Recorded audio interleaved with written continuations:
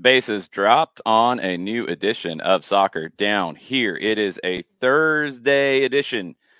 We got a lot of stuff to get into. A couple of things yesterday that happened that we didn't know when they would happen or if they would happen. We did not know that yesterday, as Manchester City is starting to look ahead to a Champions League final, that Madrid would rise from the dead once again in this competition this year and score 2 goals after the 90th minute to take it to extra time. And as I was listening to this driving up to get ready for the Atlanta United 2 match yesterday, shell-shocked was the word that kept getting used on the radio call. And there's no way you can't be when that happens. And it was only a matter of time before Real Madrid, after getting those 2 to rise from the dead, that they go through to the final to face Liverpool. And Mo Salah's already talking about revenge for 2018. I'm not saying anything to anger this Real Madrid team right now. Then last night, you had something that people have said would never happen. MLS winning the CONCACAF Champions League, the Seattle Sounders winning the CONCACAF Champions League, and doing it pretty comfortably, to be honest. Dealing with a ton of adversity in this match. Nuhu goes out early. Joao Paulo, probably an ACL tear. Insert your trainer joke here, because I know some of you already have him riled up. And they had to make 2 subs in the first half, and you only have 3 sub windows, and not including halftime. So that's an incredibly tricky situation. Kellen Rowe comes into the match. Obed Vargas, a 16-year-old, comes into the match, and they get it done. And it's the veterans, and it's Raul Ruidiaz, and it's Nicolas Ladero, and it ends up being a celebratory night in Seattle with the championship. And now they'll head on to the FIFA Club World Cup sometime in some place after the World Cup. We'll figure all that out as we get closer to it. But wild day yesterday. You also had some moves of players coming back into MLS. A few moves have happened. I'm sure there's going to be a few more announced. Chris Mueller, for example, has not been officially announced, but Hibbs said he's gone and he's joined the Chicago Fire. So it's like halfway officially announced. Could be available for Saturday, expected to train today with the Chicago Fire. So there could be more. I don't know when that window officially shut for Major League Soccer, but we've seen this before with moves getting announced the next day after they were completed before the window shut. So maybe there's other ones. We don't know. We'll get into some questions and stuff too. Hopefully Niko Moreno will be awake before we end our show. There's always no guarantees with that because it's late night and there was a lot to cover last night in Seattle. But let's start there. First off, if you didn't get a chance to see it and you have the opportunity to throw on TUDN, they are doing the Game in 60 right now. That is up, and you're getting a glance at both of the injuries early on right now for the Seattle Sounders. So that's where this match is at this stage. I mean, let's start with this, because I know people are trying to take this into a million different places with an MLS team winning this competition for the first time in its current format, the 3rd time overall in 27 years. Does this change anything about the MLS Liga MX hierarchy, Jared? Hierarchy, not yet, because I think you already had a gap that was rapidly shrinking. And that's, a part of the conversation I saw people just piggyback on last night was MLS. Don't take this as a reason not to expand budgets if you feel like that's the right thing to do. Who said that? Oh man, buddy, like multiple folks had thoughts about like, yeah, man, y'all can still hit the salary cap. This doesn't mean you're on the top of the mountain. This means Seattle would win out. Here's the thing. Who would even think, in the midst of a great win and a great accomplishment, who would even think that somebody in MLS would then lobby to say, no, we're not spending anymore. No, we're not paying the players anymore. No, we're not going to do that because of this win. Why does your head go? Oh, it's the black helicopter theories and such. My bad. It's the black helicopter theories. That's absurd. Yeah. So what you're left with is, I think the gap already was closing. Seattle just got it over the hill. They actually managed to push the rock up the hill, because you've had a bunch of teams get close. You had Montreal.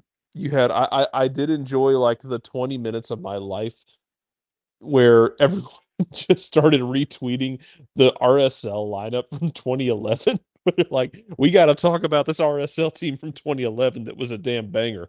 It was a great Um, team. That was an it absolutely great was. team. I And just I loved that stroll down memory lane for just a yeah, minute. no, that was a great team. That team should have gotten it done. They didn't. Um, Um, I but you, gotta say this because I'm seeing yeah, the Mexican side of this too, and it's oh we're better, we're better, we're better. No, you got to win like 543 titles now before you can say you're better. No, we're still better, but we're better from the past. Shut up, just shut up. This is a Champions League. It's a cup competition. Just like we talk about with Pep Guardiola, and the same numpties would probably do the same thing of, oh, see, Pep's not a good coach. Pep blew it. How did Pep blow it exactly? Did he, how what? No, that's not how it goes. well, see, Jason, you weren't paying attention. Pep was actually on the field, Yes. anchoring the back line. Yeah, sure. According to some people, that would be how it would work. It's okay, rookie mistake. Yeah, sure. Anyway, these things are cup competitions. Do they help over time reflect where things are? Absolutely, they do. Absolutely, they do. But winning a Champions League is not winning a domestic league. It's not 8, 9, 10 months of being the best team in that country. And look, in MLS, and we've had this conversation, it is a little skewed because you can be I mean, you got to be at least decent to get into the playoffs, but you can be one of the worst teams in the league for a portion of that 8, 9, 10 months and then get hot at the end and you can win it. So that even skews it. The team that won the won the CONCACAF Champions League last night is the best example we've ever seen In of the that. past, they have been. I think that maybe gets overplayed a little bit now because they've did it a couple of times. But it can happen. 2016 was a Yeah. weird Well, time. 2016 was when this all really started with Seattle going to another level. Mm-hmm. And that's when it did jump. Siggy Schmid, one of the best coaches this league's ever seen. It was time. The timing was horrible because he is leaving the building. He's the first coach Seattle ever had at the MLS level. And he's leaving the building, and Nicolas Lodeiro is walking in the building for the first time. They finally got that over the line. They finally got all the visa process and everything done. And, Siggy didn't get Nicolas Lodeiro in that team. Brian Schmetzer did. Brian Schmetzer did an amazing job with the USL Sounders. I mean, you're going way back before 2016. You're going back to 2008 and beyond. He did a great job with them. Took the assistant job with Siggy. Gets the job after Siggy leaves, and people are like, "Oh, well, he hasn't done it at the MLS level." Blah blah blah. Kind of ignoring the championships he had won in USL, but it's a different level, understandable, but a little bit too much disrespect thrown at Brian Schmetzer's way. And he gets Lodeiro, and they go on a run, and they get it done. They needed that different voice. They needed that change, and obviously they needed that number 10. And I think the comments out of Seattle last night that Nicolas Lodeiro is the greatest sounder of all time is 100% accurate. This rise from being a very good MLS team, a great model for an expansion team. And Atlanta looked at what Seattle did. Every team that's come in since has looked at what Seattle did. They should. But they were good. But they got beat by the LA Galaxy almost every year in the playoffs. And Bruce Arena had the tactics every time. Whatever needed to change, he did. Seattle could not get past it. Seattle had some great teams prior to 2016. The Clint Dempsey, Obafemi Martins teams were a blast. They were very, very good. Couldn't get past the Galaxy. So Lodeiro comes in, Schmetzer comes in, and it goes to another level from being a dangerous team, winning a supporter shield, winning Open Cups, some of these in the era where you could buy the Open Cup games, literally you could, to what they are now, which is the model franchise, the model club. And it's across the board. It's all aspects. It is they win this trophy. That's number one. They can point to that. You can say whatever you want. They're going to point at the trophy in the trophy case, and there's really no response you have for it. It is a cup competition, but you got to get there and you got to do it. So it's kind of an interesting thing to rate it in terms of like Well, MLS hasn't passed Liga MX because they gotta win 3, or they gotta win 4, they gotta win 5, or they gotta win 10, or Liga MX won all these, so you gotta match that. And like, no, I don't think any of that's true. I think in general, across the board, all metrics, comparing the leagues, MLS has been level to Liga MX for a little while now. Yeah, it's I know it's blasphemy. It's crazy, but it's true. What they needed was in competition to get this done, to get this over the line. In those moments where it's difficult, talked about it yesterday, where the lights are shining their brightest and you got to perform under pressure that you maybe have never seen. You had to win. That's not a judge of how great of a team or a league or how great of a decade or any of that is. It's, in this case, 180 minutes. You got to win. And it's hard to claim that you have caught up if you can't win this. Now they've won this. Now, I hear this like kind of like a crane, and I hear construction equipment. And, oh, those goalposts are moving right now. That's what it is. I can hear that off in the distance. It's not how this works. You had to prove you could do it. They've done it. All the other metrics, MLS is there. They're not demonstrably way past Liga MX. No, none of that. But you cannot say that they haven't caught up. You cannot say that they haven't matched across the board. Are there going to be teams individually year after year? Yeah, go talk to Europeans about, the Premier League, La Liga, Serie A, not the French league, sorry, Bundesliga. Oh, this one's better. This is well, now we've got the best team this year. Now we've got the best team. That's welcome to sports. That's what we do. But now MLS can reasonably sit at that table, walk in. Brian Schmetzer can drop some F-bombs, set that trophy down on the table, and say, "Hey, what's up? We're going to hang out here now." And that's cool. That's good. That's a great thing. It needed to happen because that was the only thing left, Jarrett, was you got to show you can do it in this moment. Everything else, business, great. Attendance, great.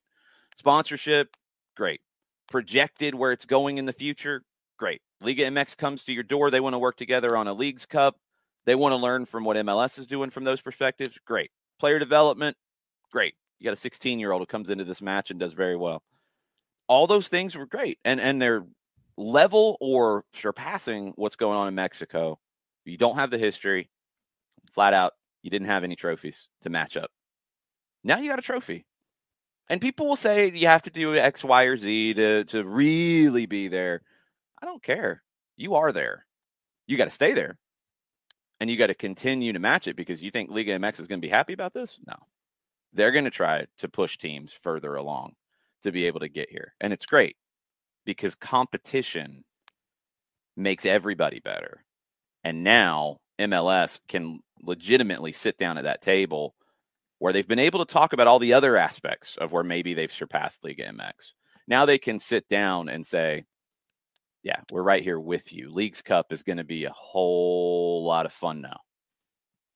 It is, and it's to your point. I mean, the gaps have already been closing because you've had situations where it hasn't been in a final yet, but you've gone out there and you've had teams go into Mexico and and draw blood. You've had teams knock out. That situation's changed. The idea that you can't go to Mexico and get results, that's been gone for a few years now. I think people are maybe finally catching up. But I feel like that's what I'm getting. Yeah, that's what I'm getting. I was like, I feel like we've been there. Yeah, been there. You were waiting for someone to get to the top of the mountain, but you've been taking scalps in Mexico for a minute.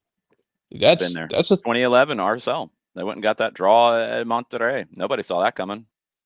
Yeah, I mean, you've been in that situation where you can go after them, and you can cause some problems. That's been a thing, and now you got over the hill. My favorite part about last night is the fact that you used 2 sub windows in the first 30 minutes in a really physical game, and the question was like, how is Brian Smitzer going to manage his last sub window because he didn't make any changes at halftime? Oh, he's going to use it to give his 3 attacker curtain call to put Freddie Montero on the field.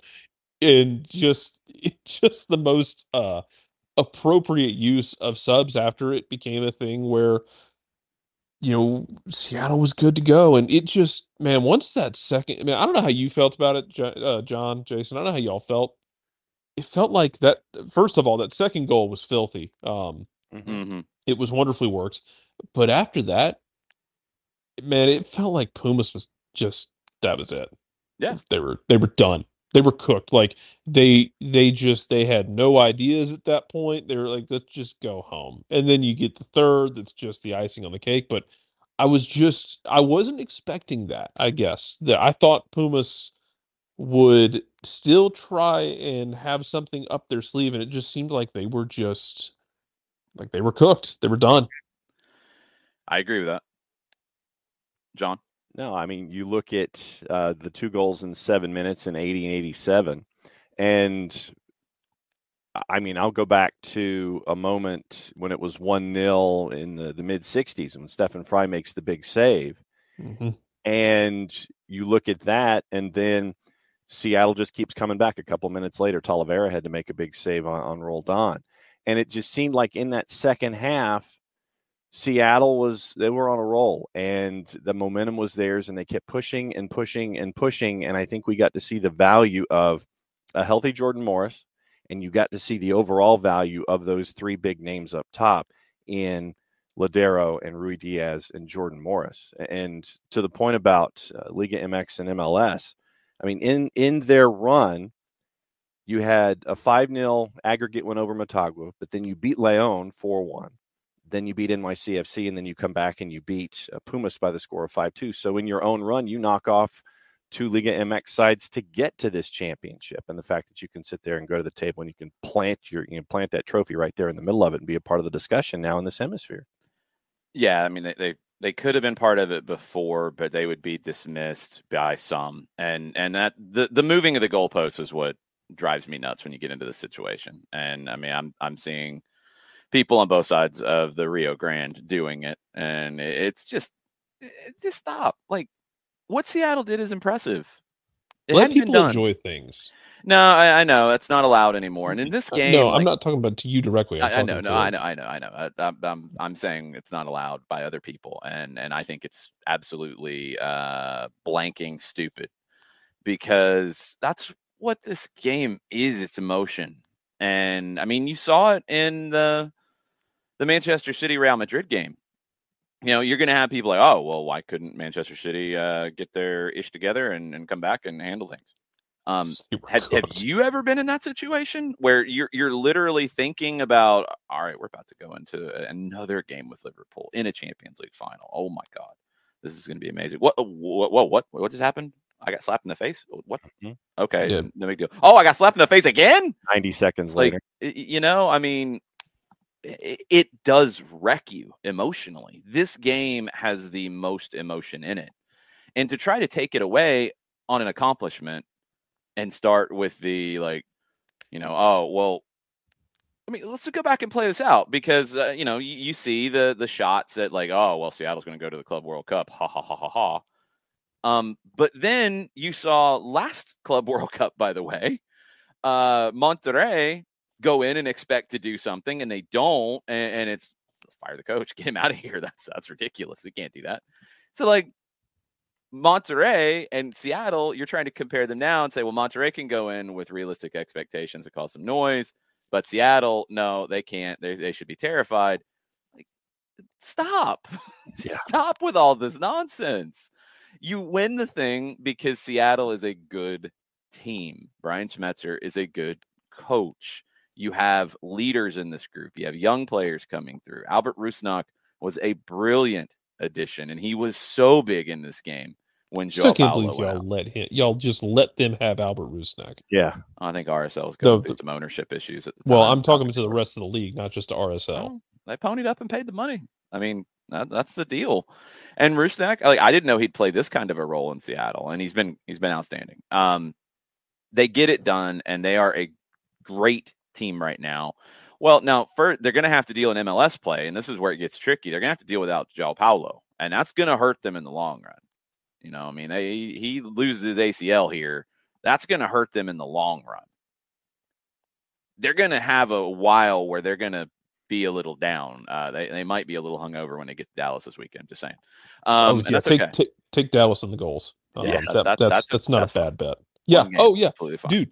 Honestly, the funniest damn scenario for me, and I mentioned this last night, the funniest outcome for me would be for Seattle to somehow win the wooden spoon this year while also winning U.S. Open Cup the rest of the way. Please win Champions League, the U.S. Open Cup, and the wooden spoon, and let me just have a giggle at it. No, because Dallas is a minus 115 right now. You would have a giggle, but then plenty of other people would create narrative. Of course. They can piss off with their narratives because we literally do this every year with whatever team from Mexico wins CONCACAF Champions League. How many times has the team that's won CONCACAF Champions League out of Mexico, we've gone, well, that team got in because of what they did last year. How's it going this year? Not great, Bob.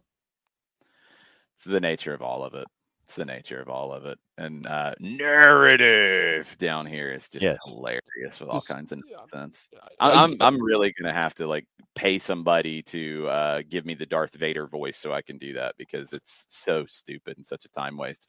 Okay, my last thing. And I want your opinions on this because it felt like this was the kind of game where, especially when you get the 2 injuries early, Pumas comes into this game and is like just throwing bodies around, like playing physical. Some of the early tackles, like the one on Nuhu, you just a physically tough game. It felt like that was the kind of game for some teams that you get those 2 early injuries and all of a sudden you would be thinking, oh man, we got problems because of guys being able to be healthy. But Seattle just powered the hell through. And it felt like that was the kind of game where in the past, maybe another team or even currently, maybe another team takes all those physical beatings. Guys get hurt. Pumas is laying on a bit of pressure. And then boom, you're giving up 2 goals in the first 30 minutes. In the past, you didn't have a Kellen Rowe on the bench, who Kellen Rowe is the perfect Swiss Army knife to have at this point in his career, where he can come in and play left back and get the job done for you. In the past, you didn't have a 16-year-old who could step into this moment either. And the development of the overall quality of rosters in Major League Soccer, the development of young talent, keeping veterans like Kellen Rowe in the league, having the not just 1-11 get better, which was what started really with TAM and all of that, but then going a step further and having not just 1-11, but more like 12-16 get better and be able to have impactful kinds of things. That's where you can do these things. That's where you can overcome those issues that happened early in this match. With a Joao Paulo knee injury, non-contact, and a wild thigh contusion that Nuhu ends up with after a crazy tackle. And cool, shrug your shoulders, make your subs, move on, and you get a goal before halftime. It's a credit to the mentality of this group, and it's a credit to the club that has been built top to bottom, including youth development, all of it at Seattle. Garth Lagerwey, Chris Henderson, when he was there, what Brian Schmetzer has done, and what these stars have done, because Ladero comes in, and Ladero is kind of a glamour kind of signing when he comes in the door, but he's turned into a guy who he can play a 6. He can play a defensive midfield role when needed, and he has for this team. He's got that Uruguayan grit, and he has that ability in key moments to step up as well. To go and get him, convince him to come to Seattle, and keep him since 2016. It's a credit to everything that they have done. Now, okay, the bar has been set higher, and that's a good thing. That's why the reaction from me about like, oh, this would be an opportunity to stand pat, that some people might think because of a black helicopter flying off in the distance and they think MLS as a whole doesn't want to spend. No, there's a small number of people who don't want to spend in the league. And this is going to push it further because now the bar has been set higher, because you're going to have all the people say, well, it doesn't mean anything if MLS doesn't win it next year, then it's back to where it was. No, it's not. That's not how any of this works. Again, goalposts moving, things happening, narratives, all those things. It is a great opportunity now for MLS to walk into, and I think Ricky said it earlier, an all-star game that's going to be a blast this summer because it was competitive last year. Now it's going to be even more competitive because these are two leagues that do have a little bit of that league pride because of the way they've been compared year after year after year after year. The Liga MX guys are going to be a little ticked off about this. Every other Liga MX fan outside of Pumas fans, the shade they were throwing at Pumas after this thing. The memes are everywhere. It's going to be fun. But the more important thing is Leagues Cup. And this couldn't have happened at a better time for MLS because now you get from today to the start of the 2023 Leagues Cup to talk about how, see, now everything's even. Now we have a trophy to really decide who the best is between our two outside of the CONCACAF Champions League. Now there's another set of bragging rights and pay us to be part of it and televise and all those things. It's great. It's a great situation, and it is a day to celebrate for all the people who've put in the work to build it. And it's Seattle's triumph. I do have a little bit of an issue with, everybody else taking credit for it. It's Seattle's triumph. It's Brian Schmetzer's triumph. It's Garth Lagerwey's triumph. It's not outside of Don Garber, I think, really pushing hard for this competition to be taken more seriously, more competitively by more teams in the league, giving some of the schedule breaks that Liga MX has done in the past, by the way. It's not like this has never happened before. Giving some of those schedule breaks to help, Seattle and NYC be more competitive. Incentivizing teams to go harder into this. Demanding teams go harder into this. Not doing what Anthony Hudson did when Colorado was in it in 2017 and basically say, oh, yeah, it's just preseason for us. And they were playing another MLS team. They were playing Toronto in that at that time. And just, it's another it's preseason. No, it's not preseason. I think that change in mentality, and Don Garber's had a hand in that. But beyond that, it's Seattle's triumph. And it's a great day for the league and anybody who celebrates the league, but it's Seattle's accomplishment. And, of course, they're going to be obnoxious about it. And they should be. And they did it first. And nobody else, like Stephen Fry said afterwards, nobody else can say that they're the first ones. They will always have that. You can always win more than them. And then you can talk about that. So there's going to be plenty of things to talk about. This just adds another layer to it. Great accomplishment last night. Great performance, great crowd. Everything was just wonderful about it. Brian Schmetzer dropping F-bombs in the postgame. Always good stuff. Andrew Wiebe preemptively popping the cork on the champagne, and that's a gift that will never go away for our buddy Andrew. Oh, man. It's bad enough when that happens, but when it's turned into a GIF, it's sorry, buddy.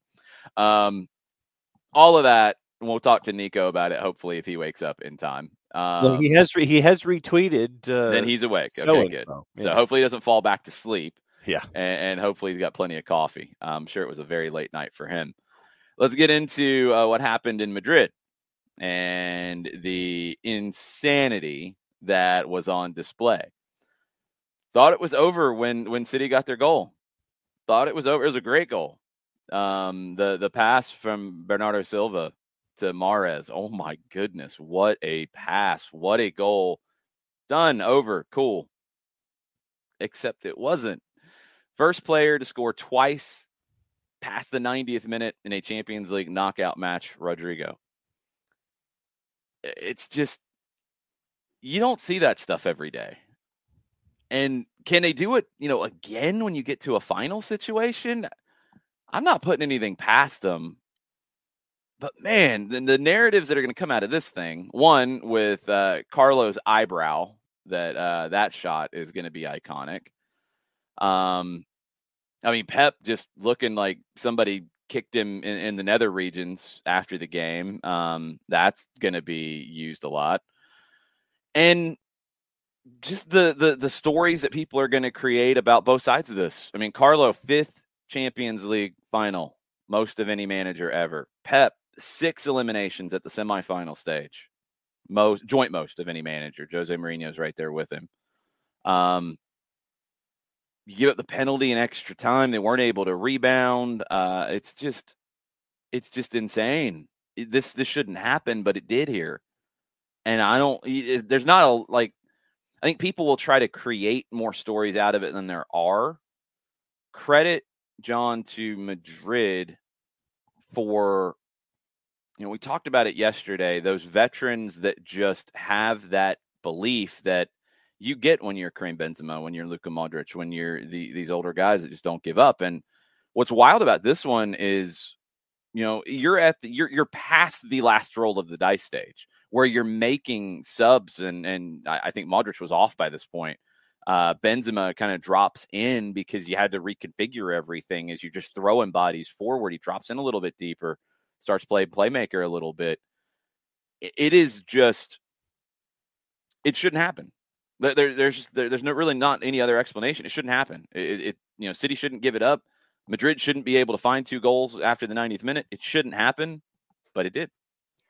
And there are 2 guys that I want to focus on that are impactful for Real Madrid as well. Thibaut Courtois, who came up with a couple of big saves late with Grealish as Manchester City tried to continue to pour it on. He came up big, 8 saves on the day.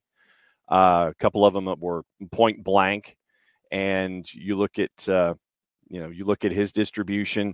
He was 63% on his passes, but I think the 8 saves and especially the times that he made them were big.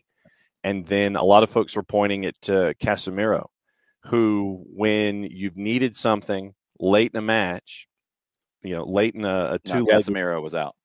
But he's Casemiro came out after Manchester City scored. Right. But 75th minute. Yeah. He's so I was going to say he's been there he's been called on in these last 2 legs, or the last leg of the last 3 matches in the last go-rounds. But a lot of stuff for me focuses on Courtois and how he kept Real Madrid in the match, was Manchester City kept trying to pour it on.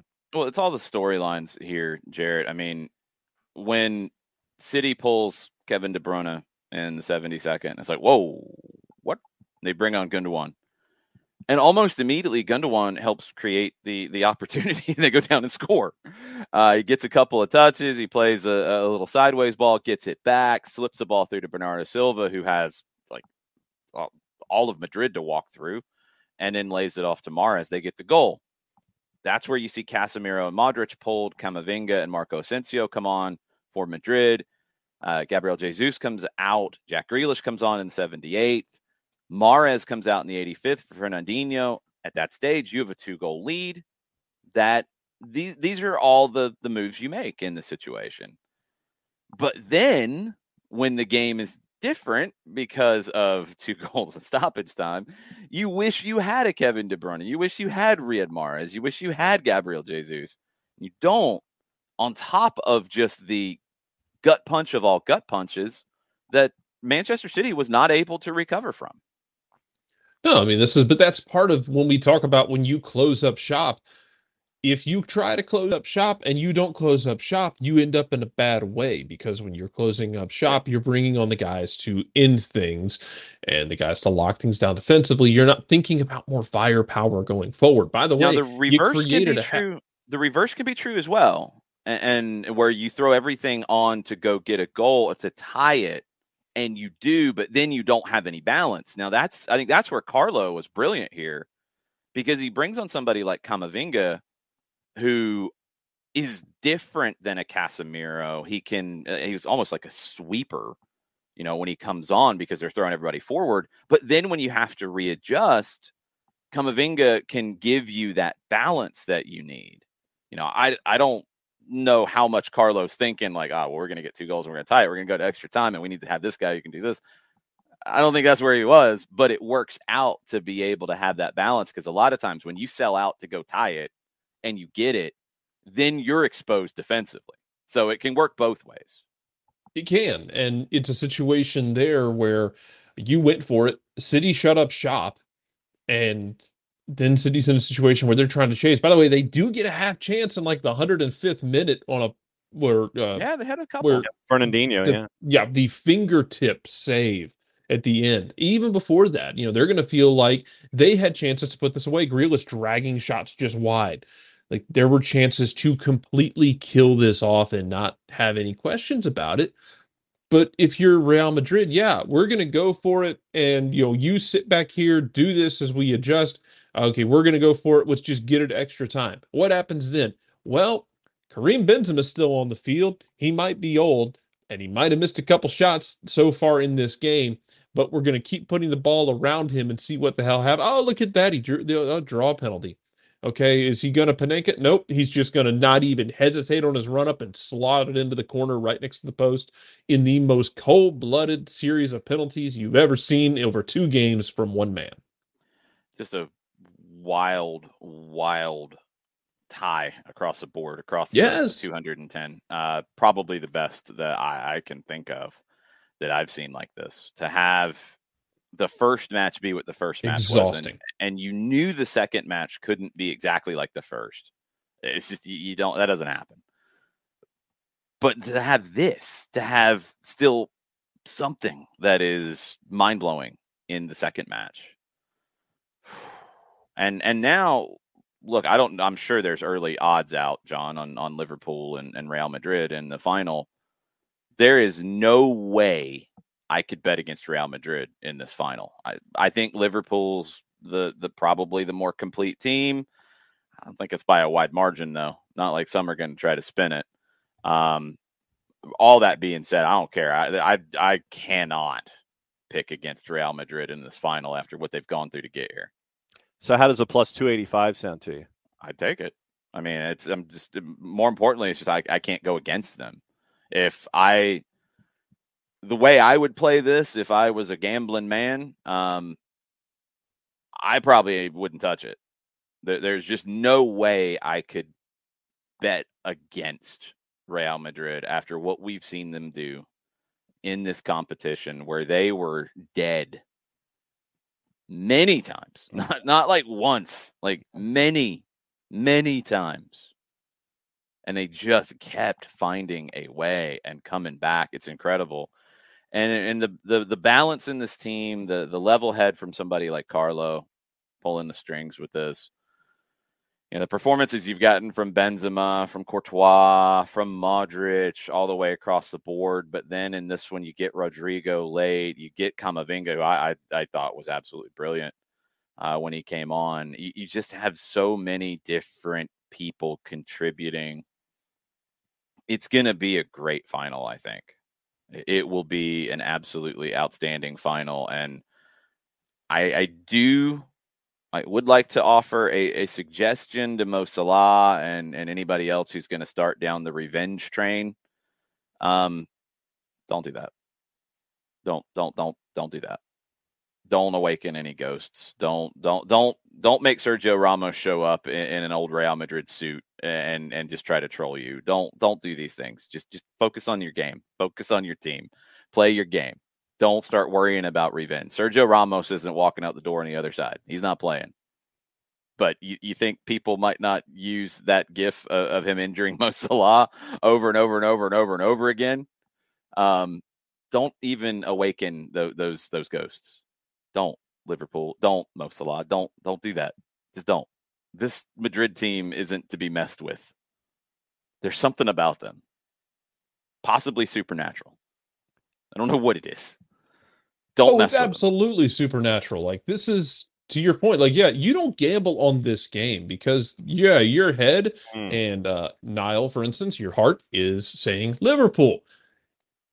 No! This is 90 minutes of stupid chaos. I'm not touching this with a 31.5-foot pole. Might be 120. Or I would actually bet on the 120. Yeah.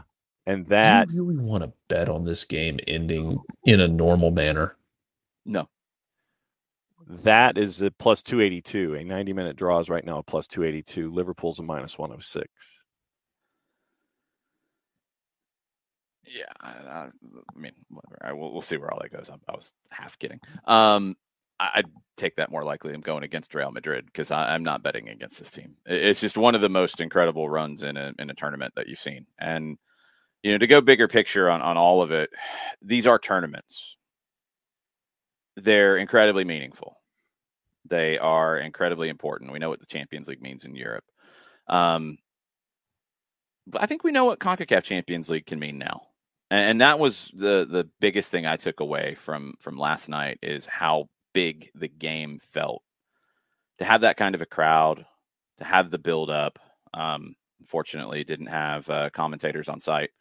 That was disappointing. The world feed was actually hearing the Sounders radio call and Keith Costigan, who is one of my favorites in the country for his work. To hear him just lose it on the first goal. I've never heard him lose it. He lost it. Just amazing. It felt big. These are good things.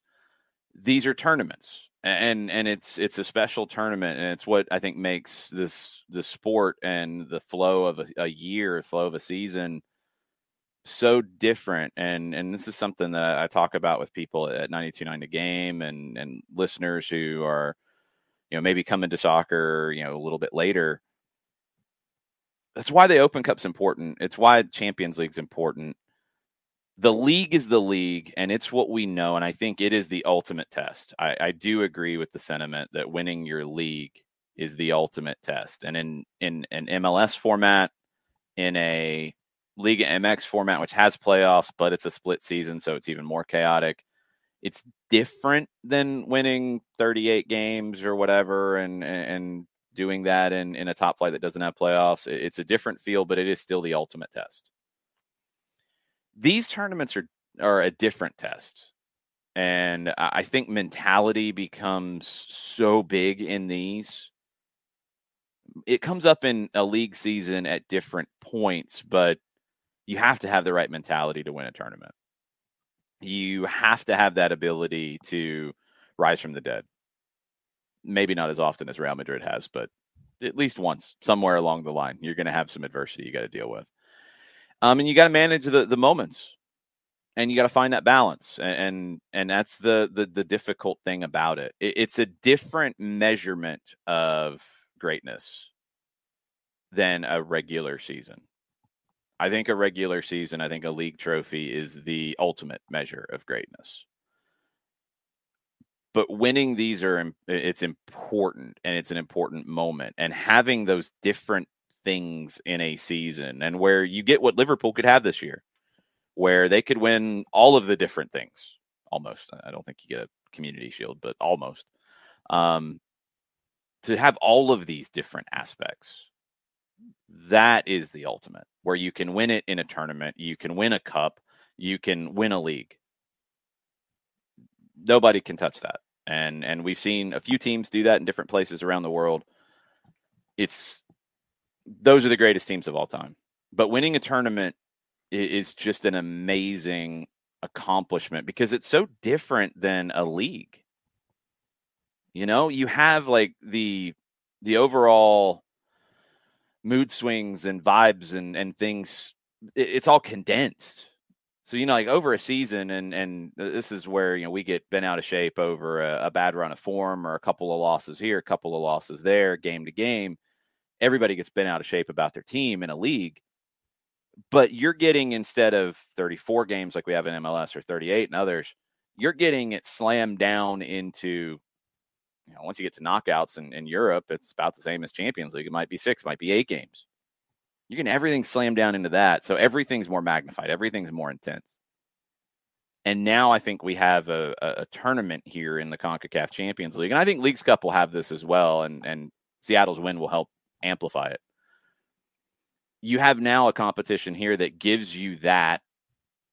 You have your league, which is, I've always felt like the MLS playoffs are a great, great thing. I always tell people if you're one of those, I only watch the Premier League or only watch the Champions League or whatever, and I don't get into MLS. Start watching the playoffs. If that draws you in, the intensity in those games, if that draws you in, cool. It's special. Absolutely special. One of the best things about this league, I wish they did 2 legs, but one of the best things about this league is the playoffs. When you get now a Champions League early, you've got the Open Cup that'll run through the kind of summertime. You're going to have a Leagues Cup that's condensed into a month where you get a break from the league. And then you're going to end with your playoffs. God, that's a test. That's a long marathon of a year of ups and downs. And if you're lucky enough to be in all those competitions, and if you're lucky enough to be in Champions League from your previous year's form, if you're lucky enough to make a run in Open Cup, if you're lucky enough to make a deep run in Leagues Cup, when that becomes what it is, it's just a ride like I don't know any other sport has. It's just incredible. And to have all that here that we've lacked, the Champions League being as big as it is. Now it's going to be bigger. We haven't. The Leagues Cup is just a brand new thing created out of thin air with what it's going to be. The previous iterations, whatever, they were fine, whatever. The Open Cup needs to be bigger. And that's the next step. If U.S. Soccer, which owns that tournament, can make it bigger, sell a title sponsorship, put more money towards it, make it a bigger deal, then you've got everything you could want in a soccer life in this country with these teams, and enjoy it. And now that Seattle's made this a bigger deal by winning this thing, I love it. I love where we're at with this. And I can't wait to see where it goes, because these kinds of nights, I mean, what do they always say in Europe, John? I'm sure there's a cliche somewhere in England about it with the magic of Champions League nights. Oh, yes. You take it to Premier League, the magic of Premier League. No, I'm not taking it to Premier League, because you got to go to Stoke on a Wednesday. Nobody calls that magic. That's not magic. That's a dirty test. I still believe it is, but yeah. Well, they got to get back to the Champions, or they got to get back to the Premier League. But anyway, yeah, that too. No, it's the magic of the Champions League nights, and I think maybe now, Jarrett, we'll have some of that in our Champions League because of what Seattle did. And to have like a day like this where it's an amazing game in the afternoon in Europe, and then an amazing, I think, accomplishment, maybe better than the actual 90 minutes of it last night, although there were a lot of good things in it too. An amazing accomplishment to have that worldwide in these kinds of formats that everybody understands for the most part. It's a great development for the league. It is. It's going to be fun for rivalry's sake too going forward. You think next time Seattle and Pumas play, it's not going to be there's not going to be chippiness, there's not going to be yelling, there's not going to be banners. It's going to develop. It's going to be fun. It's going to continue to be a thing, and I look forward to the pettiness that comes with it from the fan bases, but also the fact that other teams are going to look at this and go, especially in MLS, and go, well, that needs to be us next time. What do we need to do? I mean, how do you? Here's the one that sticks in my crawl about this. Think about New England that had Pumas. Mm-hmm. They had Pumas dead, and they let them off the mat, and then they lost, and Bruce choked.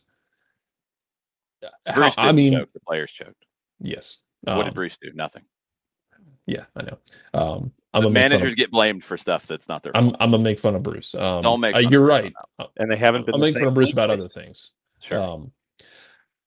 But how is New England feeling about that team that you let off the mat, that you punished on the road in Mexico? As we talk about MLS teams, we've been here before, MLS teams throwing punches in Mexico and drawing blood. That team went to the final and lost to Seattle. That could have been you going to Seattle for a cup final instead of them. New England. Look at the effect that it's had though on New England, where they went into the tank a little bit afterwards. Yeah, maybe they'll climb out of it now. They get a little further away from it. Tafka, I have to thoroughly disagree. I'm sorry, because you're bringing something into the competition or into the conversation. It has nothing to do with the conversation. He says, winning your league is a great thing, but when your league only has the same 3 to 4 contenders each season, it's not the ultimate achievement. It is. It's 38 games of a test. And yes, even where only 2 or 3 or 4 teams are the ones who have a realistic chance of winning it. Do you see upsets happen? Do you see those times where it's a cold, windy night in Stoke and that kind of nonsense? Because, I mean, that's a real thing. And sometimes you see top teams drop points there.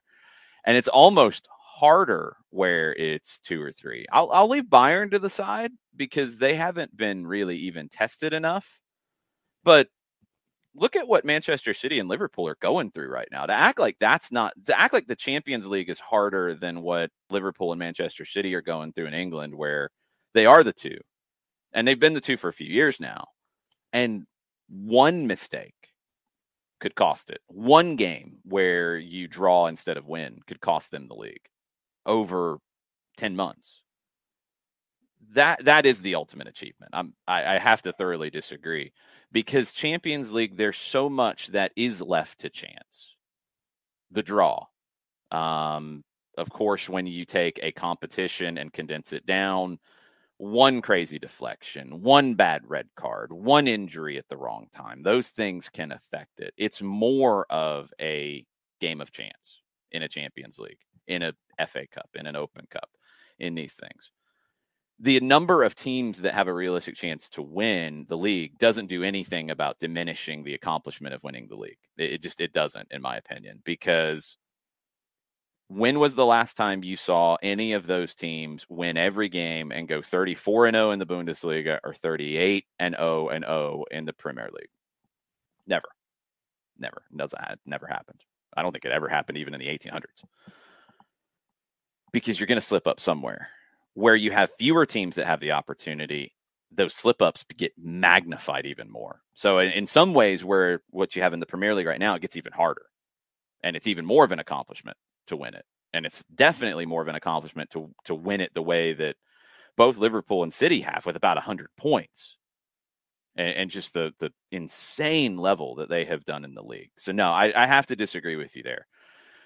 But what happens a lot of times, and this is the story with Pep, and it will be, and the people who don't like Pep will point to this and say, "Oh, see, he blew it." No, he didn't. No, he didn't. They lost. They did, and it's bad, and it hurts, and I wonder how they're going to perform in the league this weekend, because man, that's a tough emotional swing you got to deal with. But does it make him a bad manager? No, it doesn't. It doesn't at all. That's insane. That's absurd. But people will, again, narrative. People will do it because that's what they do. And the haters will hate, and they will use their thing about it and say that he blew it, even though he made the right moves in terms of subs, which is what he can do. Last time I checked, he couldn't call a timeout to stop the momentum. So, he kind of stuck with what it is. We can't pull the Nate McMillan card on him. Can't challenge anything like Nate should have maybe in the last playoff game. Thanks for making that my farewell message. Well, I figured you wanted that because you're the one who's been super down on that. So I figured I'd throw that in for you. Pep doesn't have that power. They lost, no, and it sucks. Doesn't. And people are gonna make their stories about it. But I'm still not over not challenging the foul that saw DeAndre Hunter foul out of a game. That clearly wasn't a foul, so much so that even the 2-minute report the next day said, yeah, that was the wrong call in the court. And you didn't challenge that with the season on the line. I can't. Thank you, Tafka, for letting us know this is an opinion matter. Of course it is. Most of what this show is an opinion matter. And you can disagree. I've told everybody many, many times, don't just blindly agree with something I say. But I'm going to tell you why I believe in the way I believe, and that's how I believe. And if you believe differently, it's completely cool. It doesn't have to be anything more than that. You can disagree strongly or not strongly or vehemently or whatever. It's all good, man. But yes, of course it's an opinion matter, because we're measuring the level of two different competitions that have two different things and two different separations of it. Arsenal didn't win every game, GH, in their competition. They did not win every game in the competition. That's what I said when going 38-0. They drew a bunch of games. It was an incredible year, don't get me wrong. But they didn't go 38-0. That was the point that I made. Anyway, sorry, I shouldn't have opinions, because if people disagree, that it starts a problem. Get out while you can, Jared. I'm going to go enjoy the news that Cameron Carter-Vickers is probably going to be called into July camp. Good for you. I'm sure that'll start some narratives too, and probably opinions, and people will get mad. Honestly, the only thing I'm hoping that comes out of this is the idea that he can stay in Scotland, which I hope he does, because I think he is the Scottish Football Writers Association put him on their short list to Player of the Year. I hope that this will create the idea in his head and others that he can go there where he's been a absolutely wonderful surprise and has been one of the best players in the league and can still compete to being part of the national team. You don't have to just be in England to be on the national 100%. team. So 100%. hopefully that is what the takeaway is here. I'm sure there'll be plenty of takeaways. I'm sure. Yeah, if he came to MLS, he'd be a bad player. That's one takeaway that people will have. But Scotland, he's a great player. Well, remember, as the quote was, Chris Mueller could not handle the pace and physicality of Scotland. So that's going to go over well for everybody. There's no pace and physicality in MLS or anything, Nope. Anyway. Of course not. Yeah, good times. Anyway, thanks, Jarrett. You're welcome. All right. John, tell us about our good friends over at Eliminize. I could certainly do that. QR code over my left shoulder. For those of you watching on Twitch for odor-free, clean, fresh air, there is one place that you need to go, and it is Eliminize service. QR code right there. Deodorizing enclosed spaces like houses, apartments, and condos. They've created a customized solution that eliminizes all organic odors, including those like pets, cigarettes, and food. Realtors and property managers use Eliminize service to eliminate bad odors to help them sell or rent their homes that much faster. It's a turnkey process that makes it easy to work with said realtors and property managers. Kind of the environment, we like that these days, offering a green way to get rid of odors without any kind of toxic residue whatsoever. Different than our favorite masking agents that we have under the sink, because when you spray that masking agent into the air, that's all it does. It masks the odor. It doesn't attack the problem. Eliminize service does that with their proven scientific formula all the way down to the molecule. Pricing's easy one of two ways, either by cubic feet or parts per million, to come up with a price that's affordable for you. Results in 24 hours or less. And if you have any questions, frequently asked or otherwise, one place you need to go, it's the website, eliminize.com. But do us a favor, after the .com goes /Atlanta, so your full assignment, ELIMINIZE.com/Atlanta, eliminize.com/Atlanta, for odor-free, clean, fresh air, proud sponsors of everything SDH. Nicely done. And Arsenal's Invincibles had 13 draws in that Premier League season. That's more than I thought. How many points did they win the league by? Let's see. As I sit here and chase after it, I just have the grid. I don't have the actual standings here. This is what I get for chasing after information. John's trying to use that pet cigarette to activate the Premier League table from 2004. I think. Yes, he is. He's trying to activate it from 2004. Still at it there. Still at it. Oh yeah. Google's pretty quick. Well, it says I was on that bastion of journalistic integrity, Wikipedia, Premier League. They have it too. Table. Well, I mean, I was on the page, and I'm just like, just find it, John. Just find it. I'm finding it. Well, then just get it. 2003 and 4. Slide down. Come on, folks. I don't care. They won it by 11 points. Okay. 26, 12, and 0. Okay. Thank you. Yes. It only took me 35 minutes. Yes. Not quite, but somewhere in that ballpark. It's not because John found something on Google. It's because Orlando City announces that they have acquired a first-round draft pick, GAM, and discovery rights from Chicago in the Chris Mueller situation. So that should be officially announced on the other side here very quickly. Orlando's release says that they traded the MLS priority to Chris Mueller. MLS rules are fun. It is $250,000 in GAM this year, $250,000 in GAM next year. Discovery priority to an unnamed player from Chicago, and the MLS priority to Chris Mueller goes to Chicago, and they'll sign him shortly. I've heard unnamed has good dribbling skills. He's a good dribbler. Why are you trying to do that, John? Why are you trying to do that? We've been able to avoid that so far. Mm-hmm. Anyway, I know, Ricky, it took 15 seconds. It shouldn't have been that hard. I have no idea why it took John that long. So Niko Moreno should be functioning at 10:30. We'll talk to Niko about last night in Seattle. Get into some other news here in just a second. GHSA state championships continue tonight. I'll be heading out of here pretty quick to head down to Macon. It's 4A for me in Macon tonight. But last night, Nick Alifi was on the call over at McEachern. He had 3A, and Westminster beat Greater Atlanta Christian in the girls' championship. 15th soccer title for Westminster, 6th straight for Westminster. Good grief. 3A boys, Greater Atlanta Christian got the win there, 3-1 over Oconee County. 2A boys, Pace Academy over Lovett, 1-0. Was a rematch of last year's title game. And on the girls' side, Lovett over Pace, 2-1. So 5th overall title for Lovett. First time in school history they got a back-to-back. So there's your state champions so far. We'll have more tonight, both at McEachern and in Macon. And tonight, the boys' game, both games are really good. The girls' game, Jefferson's a bit of an underdog facing Marist on the girls' side, and Jefferson's really embraced the underdog role. They weren't expected to get to this point.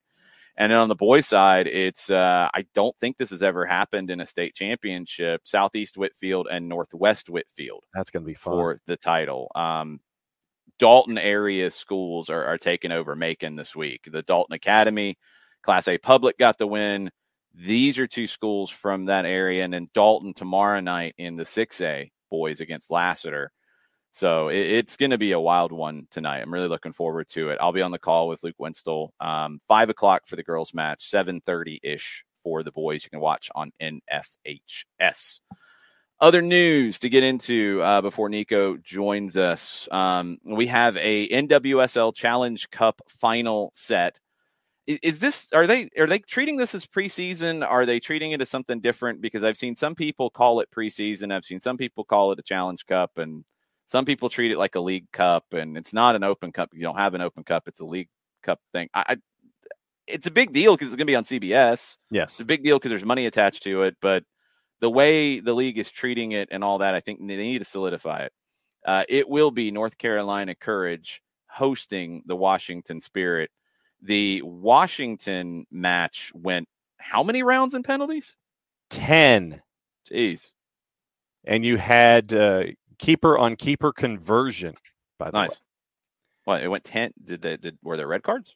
I think they jumped. Aubrey Kingsbury went early. Well, I mean, you can just, wow. Okay, that's kind of bad if you get jumped by the keeper. No offense to the GK Union, but you don't normally see the goalkeeper unless it's, Chilivert step up and take a penalty earlier. But okay, cool. Wild one there. Megan Rapinoe and OL Reign were very upset about a handball that could have been called prior to the end of regulation, but was not. I think it was Laura Harvey, the coach for OL Reign, said something about, I guess the referee said the hand was close to the body, and Laura Harvey used a term that we don't say on the morning show and said that the player was doing, I think, a blanking robot. So, okay, good times. Rumor and innuendo, Rafinha, Barcelona's trying to get him again. There had been rumors that it was a done deal. It's not done, but according to the Telegraph, there are 2 separate deals on the table depending on whether Leeds stay up or get relegated. Borussia Dortmund, according to Italian reports, are trying to sign Paulo Dybala. That's interesting. That hadn't come up before. According to Il Corriere dello Sport, 4.5 million euro per year is what they're offering Dybala, and this would be obviously to replace Erling Haaland. Okay. Most people are saying that Dybala is going to enter. It's been pretty strong in the rumor and innuendo front, but we'll see. It's not a move you normally associate with Dortmund. This kind of a move here, bringing in a player, not of Dybala's ilk, but just normally you think of young guys you're bringing in there. So it's an interesting one. His injury history is the biggest concern for me. Speaking of Italy, there are reports that Redbird Capital Partners, which owns a minority stake of Liverpool's parent company, they have jumped in the door in this conversation about Milan being sold. So they've approached Elliott Management with a 1 billion euro plus proposal to buy Milan instead of InvestCorp, the Bahrain-based investor who might have some ties to CFG or people associated with City Football Group. The period of exclusivity that InvestCorp had has elapsed. It's over. I guess a deal has not been done. So Redbird has walked in the door, and it's possible that they could get it. It's still possible InvestCorp gets it. Redbird, they have investments in Dream Sports in India, which organizes fantasy cricket competitions, which is a big deal. They have an investment in Toulouse in Ligue 1. They bought 10%, just over 10% of FSG, Fenway Sports Group, for a reported $750 million last year. So keep an eye on that. It could be different owners in Milan. I'm sure Nick Alifi will be freaking out about that some form or fashion. In England, according to Ben Jacobs, the takeover by the Bowley/Clearlake group is very close to being done. Rain sources told Jacobs that Wednesday talks were highly productive. No alternative options are being explored. Sources within the Bowley/Clearlake group say they've remained, quote, calm, and they're confident that they will own Chelsea. The handling of the $1.6 billion in loans, obviously late drama and all this madness. Bowley/Clearlake presumed a debt-free purchase, as everybody did, because that's what everybody was saying going into this.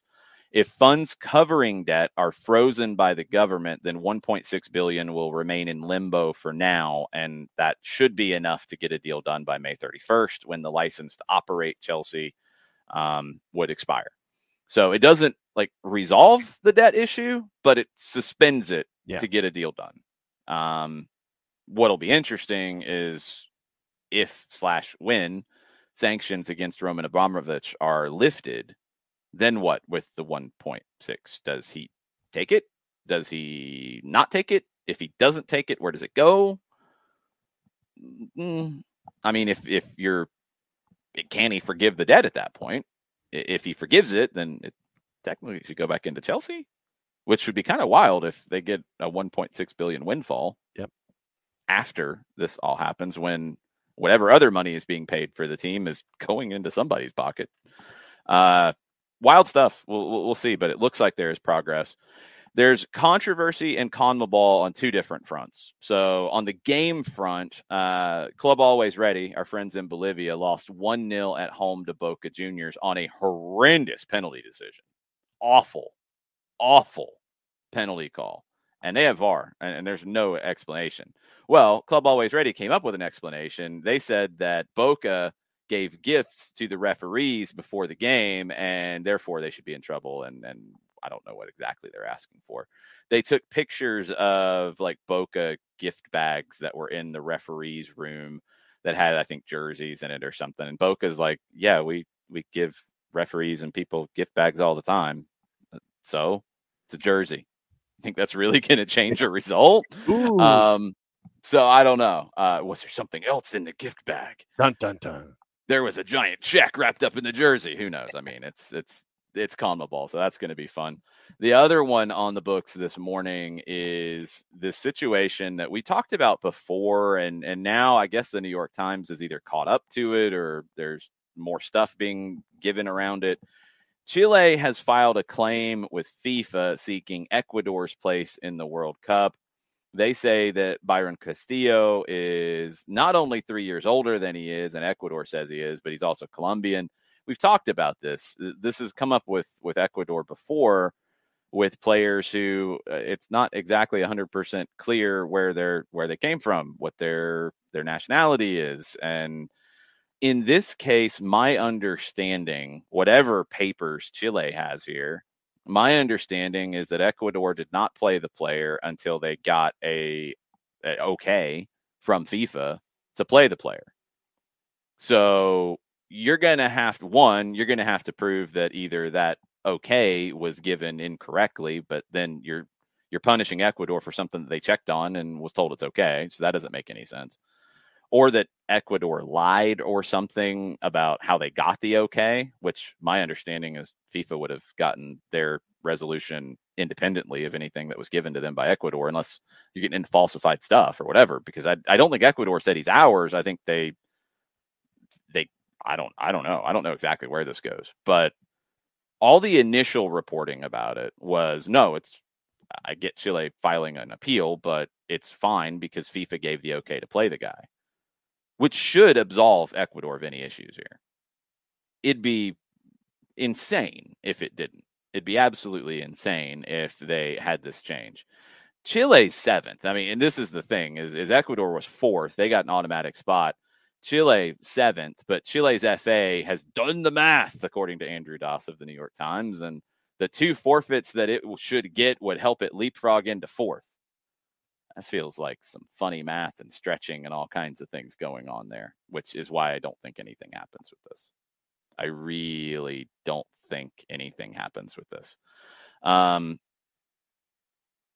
It's I don't know. I don't know where it ends up going, but it's just another crazy situation out of CONMEBOL. Modaflow, yes, this is where I'm at with it too. Modaflow says it's literally a non-issue. Talking about Ecuador, investigated him for half the qualifying circle to make sure.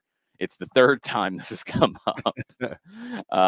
It's just craziness. It's not going to happen here. It's not going to happen unless FIFA is selling things like they have in the past. No, I'm just saying it's not going to happen. Ecuador's going to the World Cup. But I'm shocked the New York Times is jumping on this now like nobody else has talked about it. Yeah, there's a quote in the Tariq Panja article from a lawyer representing the Chilean Federation. And Eduardo Carletzo says the level both in quantity and quality of the information and evidence that we've been able to collect has surprised even us. Carletzo claimed... I've never heard a lawyer say something like that before. Yeah. Sorry, lawyers. Carletzo claimed that in addition to an Ecuadorian birth certificate used by Castillo, there was also a Colombian one for a child with a similar name born in 1995 and whose parents have the same names as Castillo's. Quoting Carletzo, how could we not act with this level of evidence in hands? Because according to some, the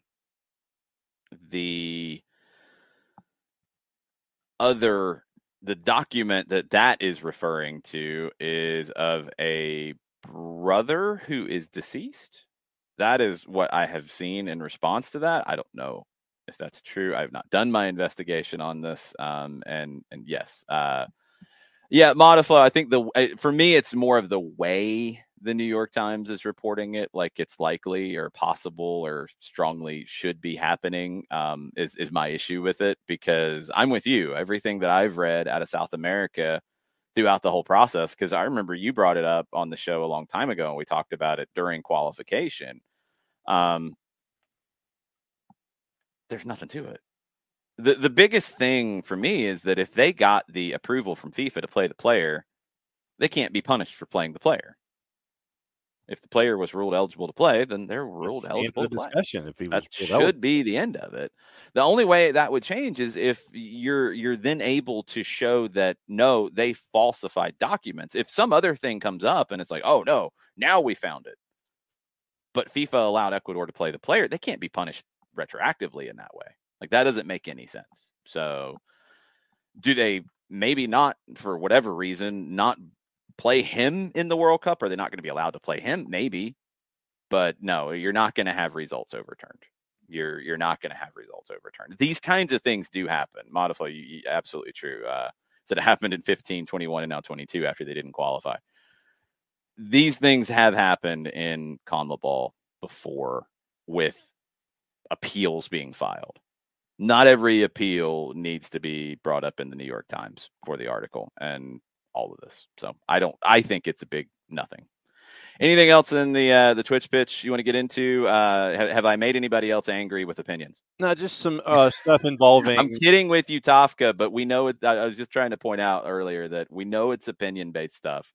And if you disagree, it's cool.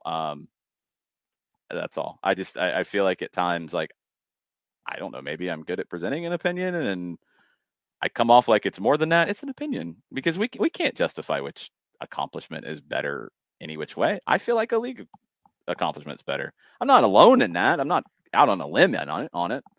But yeah, it's an opinion. I believe in it strongly. And if you don't, that's cool. But it doesn't have to go any further than that. Por favor. Hopefully I didn't make anybody mad. No, I mean, I think that when you're looking at cup competitions, it's a condensed situation from your league schedule. No, I'm not talking about the actual opinion. I'm just saying, like, having opinions. Yeah. like yes, you can agree, disagree, John, if you like my opinion or don't like my opinion or whatever. But it'd be kind of a hard show to do if I don't have opinions. Yes. I'll agree with you. Probably would not be much of a listen if I don't have opinions. I do like facts. Yes. And I point that out, and I usually base my opinions on facts. But yeah, we're going to have opinions. It's sports talk, radio, podcast, whatever. It's what we do. So it's cool. Just don't get too worked up about it, please. A couple of things involving Seattle and what happened last night. Karan Hell says Mexican media was upset last night. Quote from Andre Marin of La Última Palabra. Quote, "Today is one of those nights where we regret how badly Mexican soccer has been handled." Everybody takes these things and creates whatever narrative they want to take or whatever fits their agenda. There are a lot of people who have had that opinion for a long time. This is going to prove that. Whether it's about not playing young players, whether it's about not selling more players to Europe and bringing in that money and then reinvesting it, all kinds of different opinions and agendas and all that's going to come out of this. So I don't know what his long term has been with that, but if that's where you feel, this is going to prove that.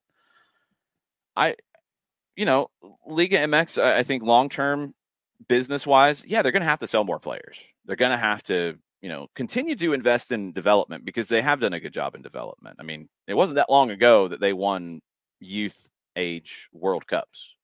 That doesn't happen if you're not developing talent. But the thing that is hard for Mexico, it's the same thing that England deals with at times. It's hard because when you're able to have a strong domestic league and pay players well, players don't necessarily want to leave. And here you saw players leave going further back. They'd go to Scandinavia because some said that's where you had to go to get better, which I thought was incorrect then. But there were some who made more money in going into those situations. Okay. Now MLS is keeping some, but also not keeping everybody. And MLS incentivizes clubs to sell. And we've talked about how it increases your salary cap. That's a big incentive. That's a huge incentive. So if you sell a player and you get an extra $1 million on your cap, you're going to be stronger, period. So you're incentivized to do it. In Mexico, you're incentivized by the money that comes in. But it's harder because the players might not make as much money when they go over to Europe. And they might not be as comfortable when they go over to Europe. There is a difference when we talk about culture and language and all of that. And, and then the other side is Liga MX is not seen as much in Europe. MLS is seen more in Europe.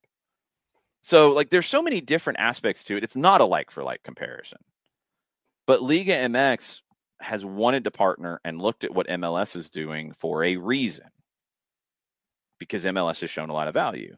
Can Liga MX make tweaks to be a better run league, a better business model, create better teams, all these different things? Absolutely, they can. One of the biggest things that Liga MX, I think, is going to have to sit down and do when we talk about the competition standpoint, leave the business side out because there's a lot of different variables there that are complicated. If you want to incentivize building better teams, or rosters, go away from the Apertura Clausura format. Because what that promotes is short-termism. You have a bad Apertura, fire the coach, get rid of 10 players, bring in 10 more. And it's always instability. And that's going to make it more difficult in these competitions. Go to a full year season. And if you want to do it based off the calendar year like MLS does, fine. If you want to do it based off the, more August to May, August to June, do it that way, whatever works for you. I don't care. But that would get you out of the short-termism thing. I do not think, as some have pointed out, that it's because they've created wild cards in the Liguilla and all of that. I don't think that affects the overall quality. I think the bigger effect on building teams and having patience is the format of the league itself. And until they get away from that, I think you're just always going to have some ownership groups and some teams that you have a bad 4 or 5 games, fire the manager because we're going to lose the title this year. No, not paying attention that you're going to have another opportunity to win a title in 4 months. Also on the board, Christopher Abel says, I think you need at least 3 or 4 CCL titles before you can claim to be. We talked about that, John. I don't think that's true. I don't think it matters. people are not, if people don't want to give MLS credit and say that they're as good as Liga MX, they won't, whether MLS wins 1 or 3 or 5 or 7, they'll have a reason why they won't. I think MLS is at the level of Liga MX. I thought it was beforehand. I thought it was before this game. And now this just makes it even harder to argue that it's not. That's really where I'm at. I don't think there's a number. I don't think there's a certain point to it at all. I think it's just they finally won the trophy. And they've been at the level. They're spending pretty much at the level. Across the board, I think they're spending above the level. Across the board, the league is stronger. It's healthier. You're developing, I think, better talent across the board. All these different things, MLS metrically is better than Liga MX. But they weren't because they hadn't won the trophy. Now they've won a trophy. And if they don't win it next year, people will then go back and say, oh, see, no, they were not that good. That was just a fluke. Because that's what we do in all this. I think Liga MX and MLS are incredibly comparable, and there are some players that will be better off in one or the other, but they're incredibly comparable, and that's why you're seeing more business between the two. GH says this is why slow and steady will be rewarded eventually. He trusts Gonzalo Pineda that can turn the Atlanta United team into Seattle. Yeah, I mean, I don't want to put that kind of, I think, unfair expectation, because it's hard to do what Seattle did. Again, it's a tournament format, and what they've done here in this tournament is very impressive. But it's a tournament, Atlanta in 19. If you don't give up the third goal in Monterrey, if you manage that a little bit differently, we could have had a very different conversation in the quarterfinal. Monterrey went on to win the thing. If you aren't playing on a night where the world is falling apart in Mexico City, and you don't give up a couple of the crazy goals you give up there, and the result matches more of the play, then when the world kind of halfway comes back together and you play the second leg much later and you win 1-0, maybe that's enough to go through. Maybe that's enough to send it to extra time. Like, that's the thing about a tournament. There's so many of those little things that can affect how you do in a tournament. It's the overall impressiveness of Seattle and how consistent they've been. And yes, the mentality does help Gonzalo Pineda, because he's been through it as a player and then as an assistant. That's going to help him. That forms a lot of who he is and how he does what he does. But you can't say that just because he was in Seattle and put in that work there and put in that development there, that Atlanta should be exactly like Seattle. That creates a little bit of an unfair expectation. And it also doesn't happen overnight, because Brian Schmetzer walking in 2016 and winning that year after the first half was a clown show for Seattle. That's not overnight success, because of what they did coming in the league and having 2009, 10, 11, 12, 13, 14, 15. That's a lot of years of good play, but not getting to an MLS Cup final. So it's all tough. It's all a wild ride, and it's difficult. So I don't want to see people now say, like, oh, because Seattle won CONCACAF Champions League, Atlanta has to win CONCACAF Champions League because Pineda's here. That's creating an unfair expectation. And it goes back to the idea of a Champions League. There are a lot of things that have to go right to win a Champions League. There are. I see narratives down here are back in the Twitch pitch. Always fun. There's a lot of things that have to go right to win it. Period. That's how it goes. There's a lot of things that have to go right to win a league. Period. That's how it goes. And you're seeing right now how when things go wrong, it can disrupt it. But the league is a long-term competition. Champions League is a shorter-term competition. And the trophy is going to stay in Seattle because of, I think, most importantly, the mentality of this group. Let's see what Niko Moreno thinks.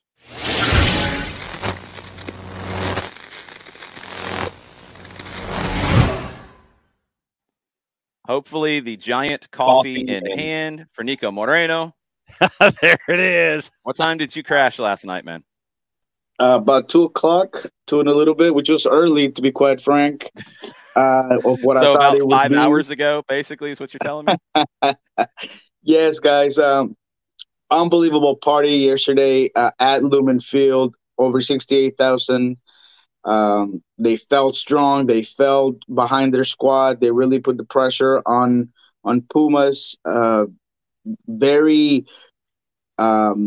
emotional moment for this organization, from Brian Smetzer, Garth Lagerwey, Adrian Hanauer, to every single player that was part of that big win. Very good result, but with some minor, issues that might make this a bit of a bittersweet victory. Maybe not today, but perhaps once all of the adrenaline is gone, and you figure that you might be missing a very key component of your team for quite some time. But all in all, Seattle last night did an amazing job. That's what our expectation was, or at least mine. Not only did I expect Seattle to win this game, but do it as a statement of the league, a statement of who they are. And they did that. My scoreline was 3-1, was off by a Pumas score, and they did it well. From the back line, just being able to minimize Dineno's chances on goal, to Stefan Fry coming up huge anytime that Dineno did get the ball, from being more precise, quicker in transition, and a Raul Ruiz that, as I said prior to this game, was on killer mode. You could see it in his eyes. You could see it in the way that he talked to the press. He just becomes this other guy, and he showed it on the field. Two fantastic goals from him, and then Niko to just close it out. It was almost perfect for Seattle if it wasn't for a couple of those issues, injury issues. Speaking of those, obviously Nuhu has to leave early. João Paulo has to leave early. But I want to focus on those substitutes, bringing in Kellen Rowe, bringing in Obed Vargas, who just stepped right in and kept everything moving for Seattle, kept everything going forward. There wasn't a loss in a step in what Brian Schmetzer wanted to do. They just stepped right in, did their job in a very, very difficult situation.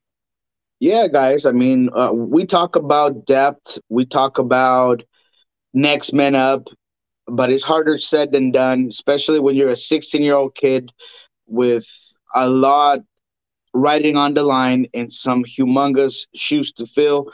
And Obed did it. He wasn't perfect, but he did just enough to keep the game flow going. He did just enough to make sure that defensive stand, whenever Pumas would get ahead, was always there. I thought that Rusnak did great with Obed next to him. I was a bit nervous when I saw the substitution, just because they had not played together in that specific area of the field. But Obed did end up doing just enough to get this team by, and that's what it's about. Kellen Rowe is someone that this team has put in a jack of all trades role, and he does perform, man. I mean, you can have your doubts about him. You can say that he's a limited player. You can say whatever you want. But the reality is that when Kellen Rowe is on the pitch, he's going to give you absolutely everything he has for X amount of minutes, X amount of time, and he's going to try to do his role. Once again, it wasn't perfect. There was a couple of struggles coming out from that side. You could tell that Nuhu was gone, and that's all right. But at the end of the day, Kellen is a fighter. He grinded out, and he was able to just keep this clean sheet and be part of something bigger. The system is so important. You being able to really understand that identity, understand what everybody in that locker room and that field has to do is important. And you saw that last night. We spoke to Garth Lagerwey, and he was more excited to talk about those depth pieces and those guys who came on than even those DPs who end up closing the game for the squad. And that's because he is proud of this. He knows that to win a title, to win a championship, you need more than just your key players. You need more than just your DPs and your big money players. It's a complete team effort from A to Z, and that's what Seattle showed last night. Yeah, I think being able to, turn to a veteran in Rowe, turn to a kid in Vargas. But for me, what showed the most here is the commitment to this tournament, to what was on the table for Seattle, and going out and getting Albert Rusnak done before the season, bringing him in. So often we've talked about this all week. Seattle likes to wait to the summer. There's just more. It's a bigger market. There's more going on there. They like to wait then. This year, after a previous CCL disappointment, with the way the draw was going to come up, the way everything was bracketed, it was there for the taking for the Sounders, and they committed the resources to go get Rusnak. And what a player.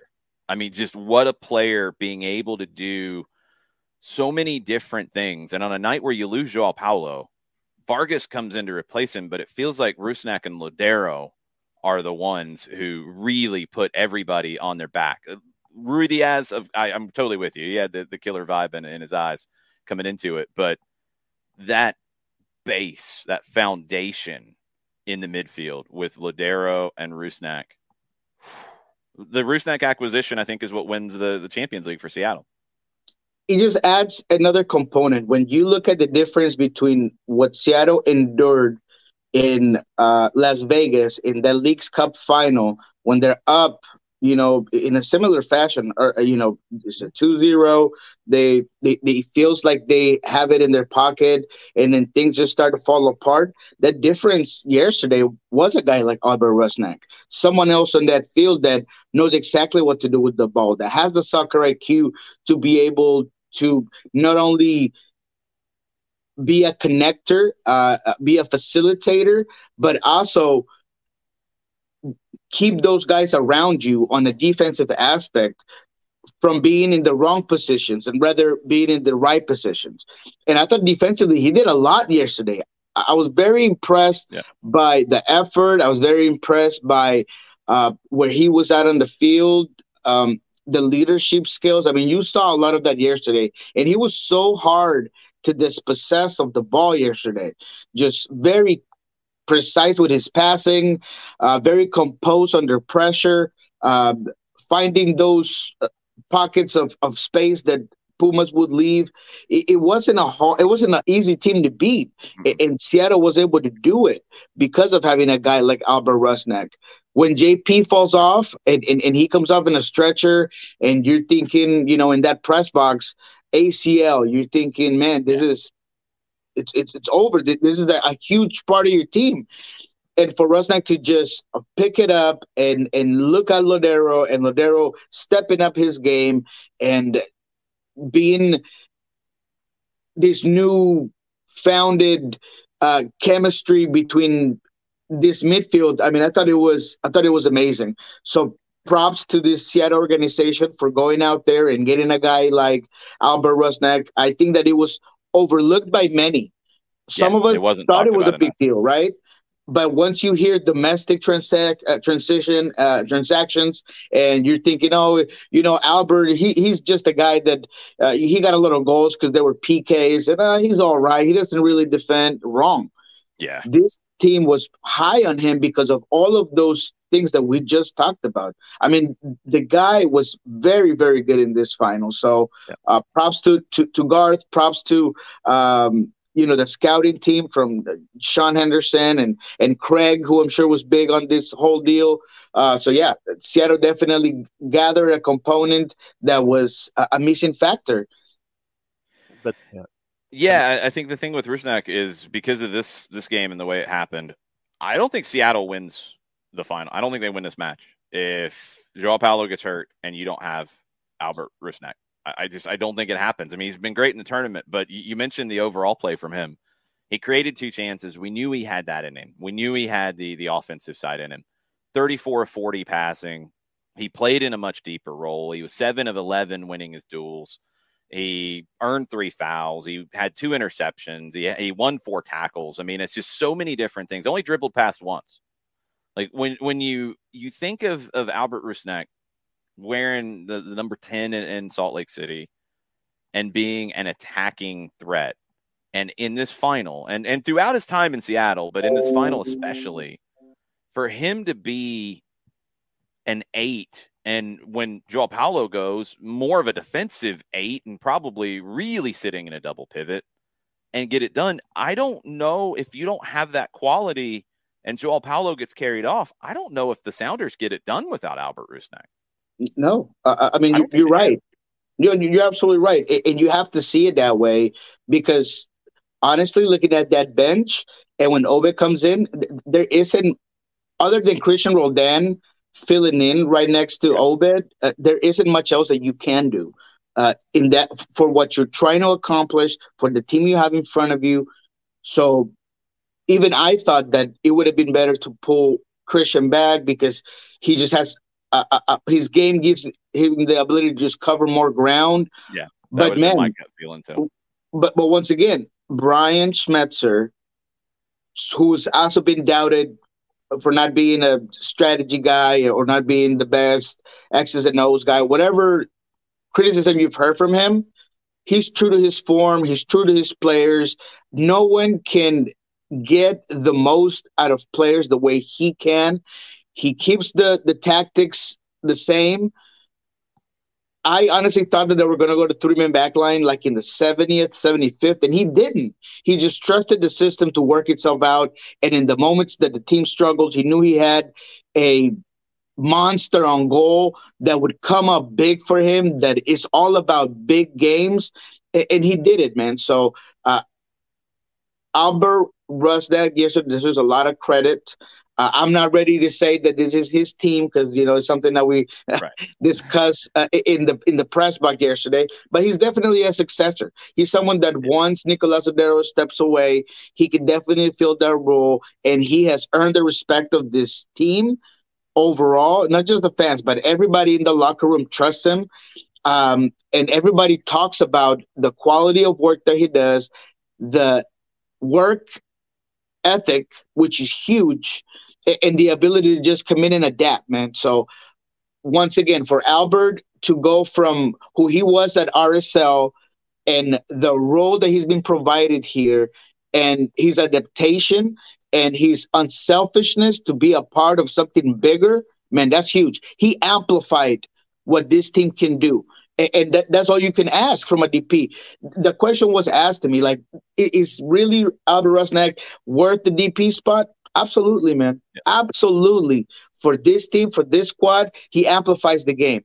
And having that trident of players in JP, Albert, and Niko to just make that midfield just elite in transition, elite in possession, elite in soccer IQ, in leadership. Man, that was worth every single penny. And now that there's a possibility for JP to be gone for some time, now at least you have two players that can provide that for you in that midfield.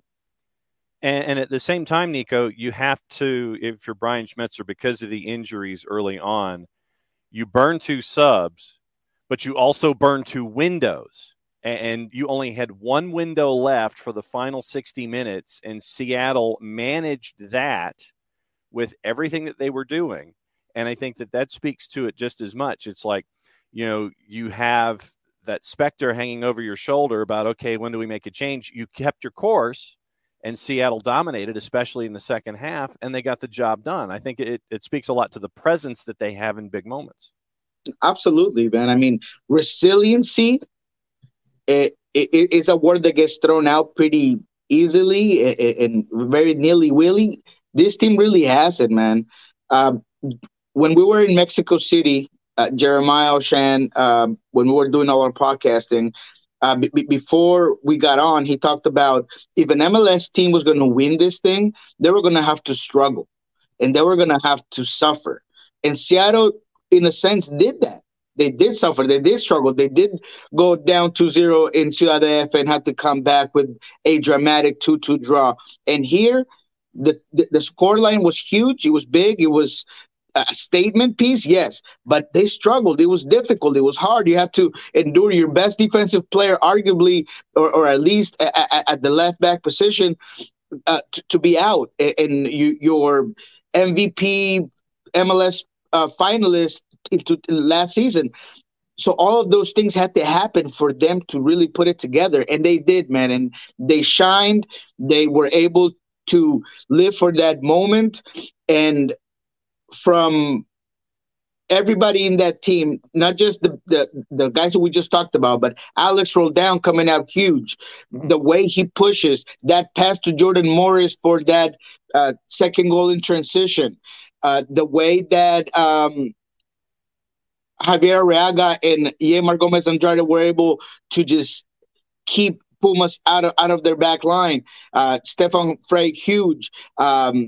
When the subs came in, Will Bruin coming in and Jackson Reagan. I mean, absolutely everybody in that team did their part, and that is something that not a lot of teams can do. Not a lot of teams can be in that moment, suffer those injuries, have that struggle with all the pressure in the world from a league aspect, from 68,000 that came out to see you, from absolutely everything that was riding on this game, and really pull it through. So composure also by the coaching staff to, like you said, knowing exactly when to put those subs, trusting the system, making sure that Brian was on his feet the whole time, making sure guys were back, making sure Ovid didn't get too far forward, making sure that at times Alex Roldan was able to come back a little, not to be reckless with the way that you were attacking. So, man, it was just an overall team win for this squad, and you have to be proud of it, and you have to think that this is one of many for the MLS. A statement was made by Seattle. Now it is the league's and other teams' job and duty and responsibility to continue, because I believe that that's what's next. It's no longer going to be, oh man, MLS won this. This is going to have to become a regular thing. This is a statement for every other league, from Liga MX to Costa Rica and Panama and Honduras and every single league that believes that winning this thing is their birthright, that now they're going to have to win it, that you're going to have to earn it, because MLS is here, man. Yeah, I think the biggest difference that we saw here that MLS teams haven't been able to manage in the past is dealing with that suffering. And I go back to something Jurgen Klopp said this week, when it's a word that gets used a lot. I think it's an accurate word. I've used it. You're going to be in games, you're going to be in situations, in a season, in a tournament, in a match where you're going to suffer. Some games you're going to suffer more than others. Some teams make you suffer more than others. Some competitions, whether it's injury, whatever, you're going to suffer. How do you deal with that? Because when we say it, it doesn't mean you're suffering forever. It doesn't mean you're suffering for 90 minutes. It doesn't mean you're suffering for months on end in a season. It means in the game, you're going to have moments where you're not in control. You're not on top of things. You're not, in the ascendancy. Your back's against the wall. You're under pressure. You could lose it right there. And MLS has been in that situation in the past, in the home games, in the final, where they didn't handle the suffering well. And it was a tailspin. Now, in this game, you had, in this series, so we'll take the full 180, you had the suffering of falling behind 2-0. You got up off the mat. You answered it. You got 2 goals, 2-2. Come into this. How many times in the past, when you lose your starting left back and you lose the heart of your team in the midfield, too much suffering, can't handle it. That's when they lose. That's when, and they would have had a valid, if Seattle lost that, you have a valid excuse to point at. Look at what we lost in the first half. But they didn't. That's the difference. And it all goes back to something that we've talked about here, Jason. We've talked about it. If any show has talked about it, it's us right here. This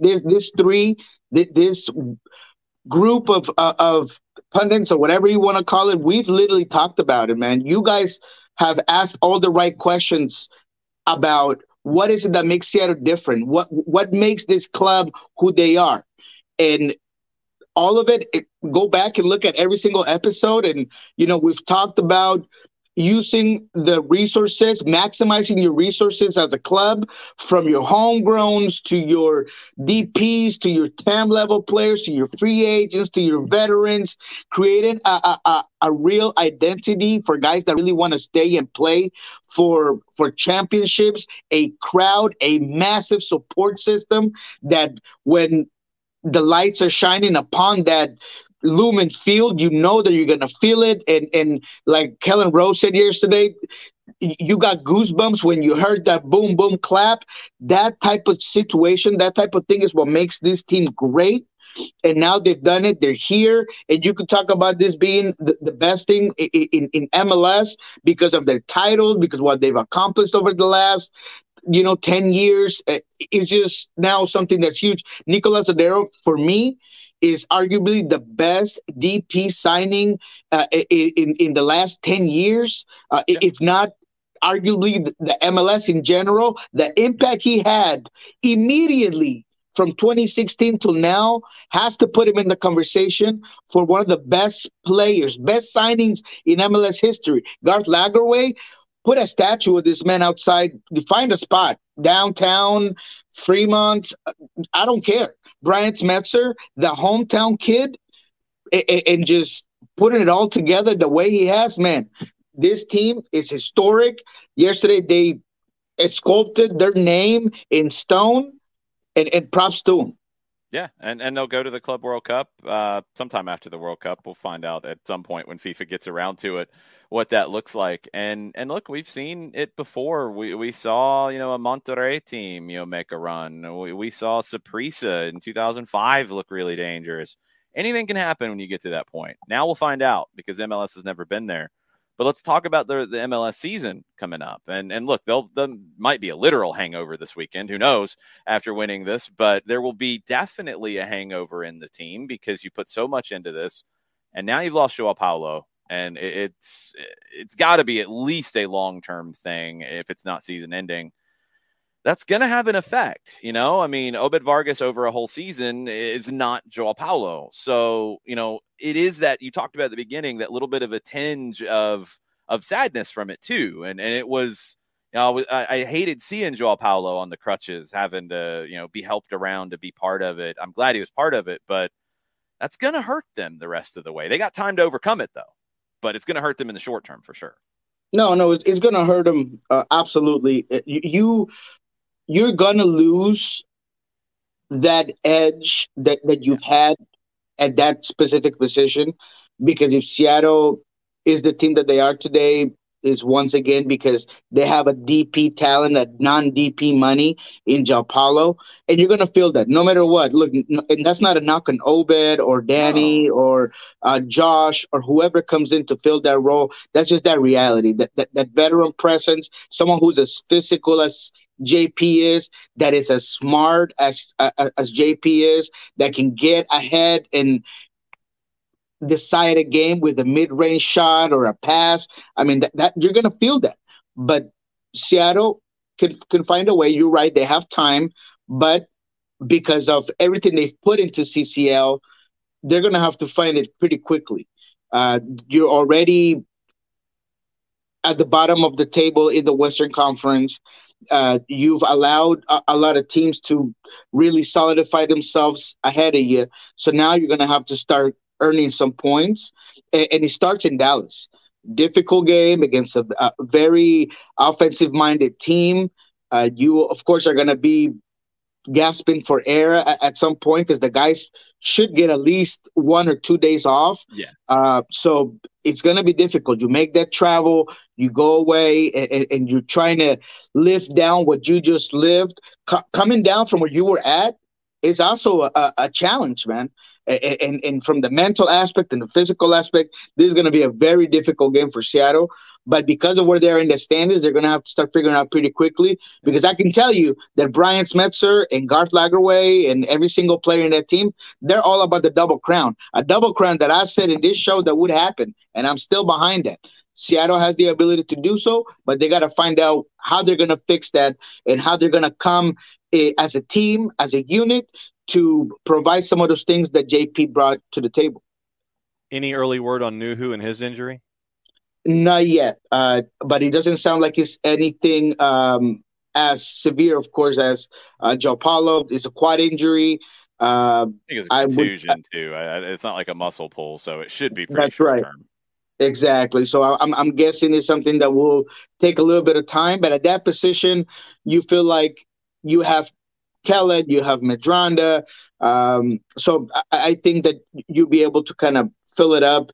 But JP, Garth Lagerwey, was one of his first thoughts when talking to us, and knowing him and how passionate he is, and he had a raspy voice from screaming because that's just who he is. He talked about JP, right? I mean, you could tell that it was something that did hinder a little bit of that happiness that he had. It was literally in between his first five phrases to the media. You know, he talked about how big this was, and how important. But then he said, "Yeah, we have a feeling that JP's injury is going to be long term." So, you know, he's confident in those depth pieces, but it is definitely a blow for the team. Yeah, and it highlights a little bit of a dumb situation in the MLS rules too, where yesterday was the day that the primary window closed. This game happens after that. You lose Joao Paulo. You're not going to be able to get any salary cap relief because it happened after the window and all that. That's dumb. It's a season-ending injury. You should at least get a prorated bit of salary cap relief if you replace them in the summer window. That needs to get fixed. If we're going to have a million different rules, let's at least have them that make sense. So that's something that's going to be a bit of a struggle. There's plenty of time to overcome it. I think Seattle probably will have to maybe punt a little bit on the Open Cup, which starts next week for them because there's no breaks for the Sounders, but we'll see what happens. I do want to get into some other stuff around the league. It wasn't a wild finish to the primary transfer window. We are still getting a few moves kind of creeping over the line now. Chris Mueller should be announced by Chicago at any time. It might be on the practice field right now. They get Jairo Torres in. Chicago gets a couple more attacking pieces. Jefferson Savarino back with Real Salt Lake. That's I think a big acquisition for them. Anybody with the moves that we got over these last few days that jumps out to you? I feel like Chicago might have made the most impact, and we'll see how long it comes together. I like Torres a lot coming from Atlas. Yeah, I mean, Chicago's definitely putting themselves in a position where, adding another key component in Torres and having a guy like Shabilko that could be more of a connector, but also has the ability to get you a score. You're giving yourself depth options. You're giving Ezra a gambit of tools to make Shaqiri a more efficient player, a more consistent attacker, because he has the talent, he has the quality, but it just hasn't completely came through for this team. And I think that adding those players will make him that much better, and will take some pressure off him, will allow him to just become more of a Nicolas Tudero type for this particular squad. And that's why I think that the Fire are probably the biggest winners in this transfer window. I did like the Savarino addition. I've always thought that he's a fantastic player. He hasn't lost a step. I kind of totally slept on that one as well. I feel like I was so caught up on CCL, but I'm glad that he's here now. I did kind of hit myself in the chest a little bit when I found out that he was coming. But, RSL has been a really good team. They're coming in from a good win against the LA Galaxy. They have some issues that must be fixed. But from Herrera, Reese, and Cordova, and now you ask a guy like Savarino, that team could be a real problem. They could be a real problem when you look at their system, when you look at, what they did last season and what they've been able to implement. You might not see the depth right now, but it's there. And that's another team that understands who they are and that has a system and an identity. So I really do think that Real Salt Lake with this Savarino acquisition could also be a very difficult team to beat. I mean, the West is just tough. I mean, that conference is just woo. I think the whole league. I think that's the biggest thing that I'm taking away from the first couple months of the season is, when you get in this window at the end, RSL with a significant acquisition, Do they get into the elite group of the West? Maybe. They're going to be close. Chicago, after a good start to the season defensively with a new coach, you had a couple more attacking pieces. That's been their issue. Does that fix it? We'll find out. The East is separated top to bottom by 9 points. It's just the league, and I think MLS is in such a unique spot right now with all those rules and parity and having some teams be able to spend more on designated players, but it's only 3 players that it affects it, et cetera, et cetera. The league is at a level that it's never been, top to bottom, and there are no weeks off. There are no weeks where you can go into it. You're at home, you're on the road. You can say, we're cool. We can relax here. This will be an easy day at the office. Every game is brutal, and the playoff races are going to be wild. Hosting is going to be wild. The playoffs this year are going to be at a next level. I'm just so overwhelmed by how good the league is, top to bottom, and teams that you wouldn't normally expect to make transformational moves at the end of this window.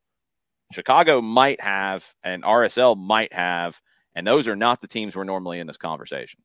Oh, absolutely, man. And it goes even beyond the field. So what you're saying is spot on, and we've talked about it. And from the level of competition to the names, the talents that are here now and that are coming in the next window, it's amazing. It's unlike anything you've ever seen in MLS.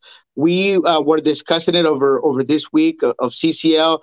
If you look at the Sounders team, of when this whole thing got started for the Seattle Sounders and who they have in their squad now, I mean, man, just right there, I realized that the level of talent and the amount of the difference, how the wages completely goes one way.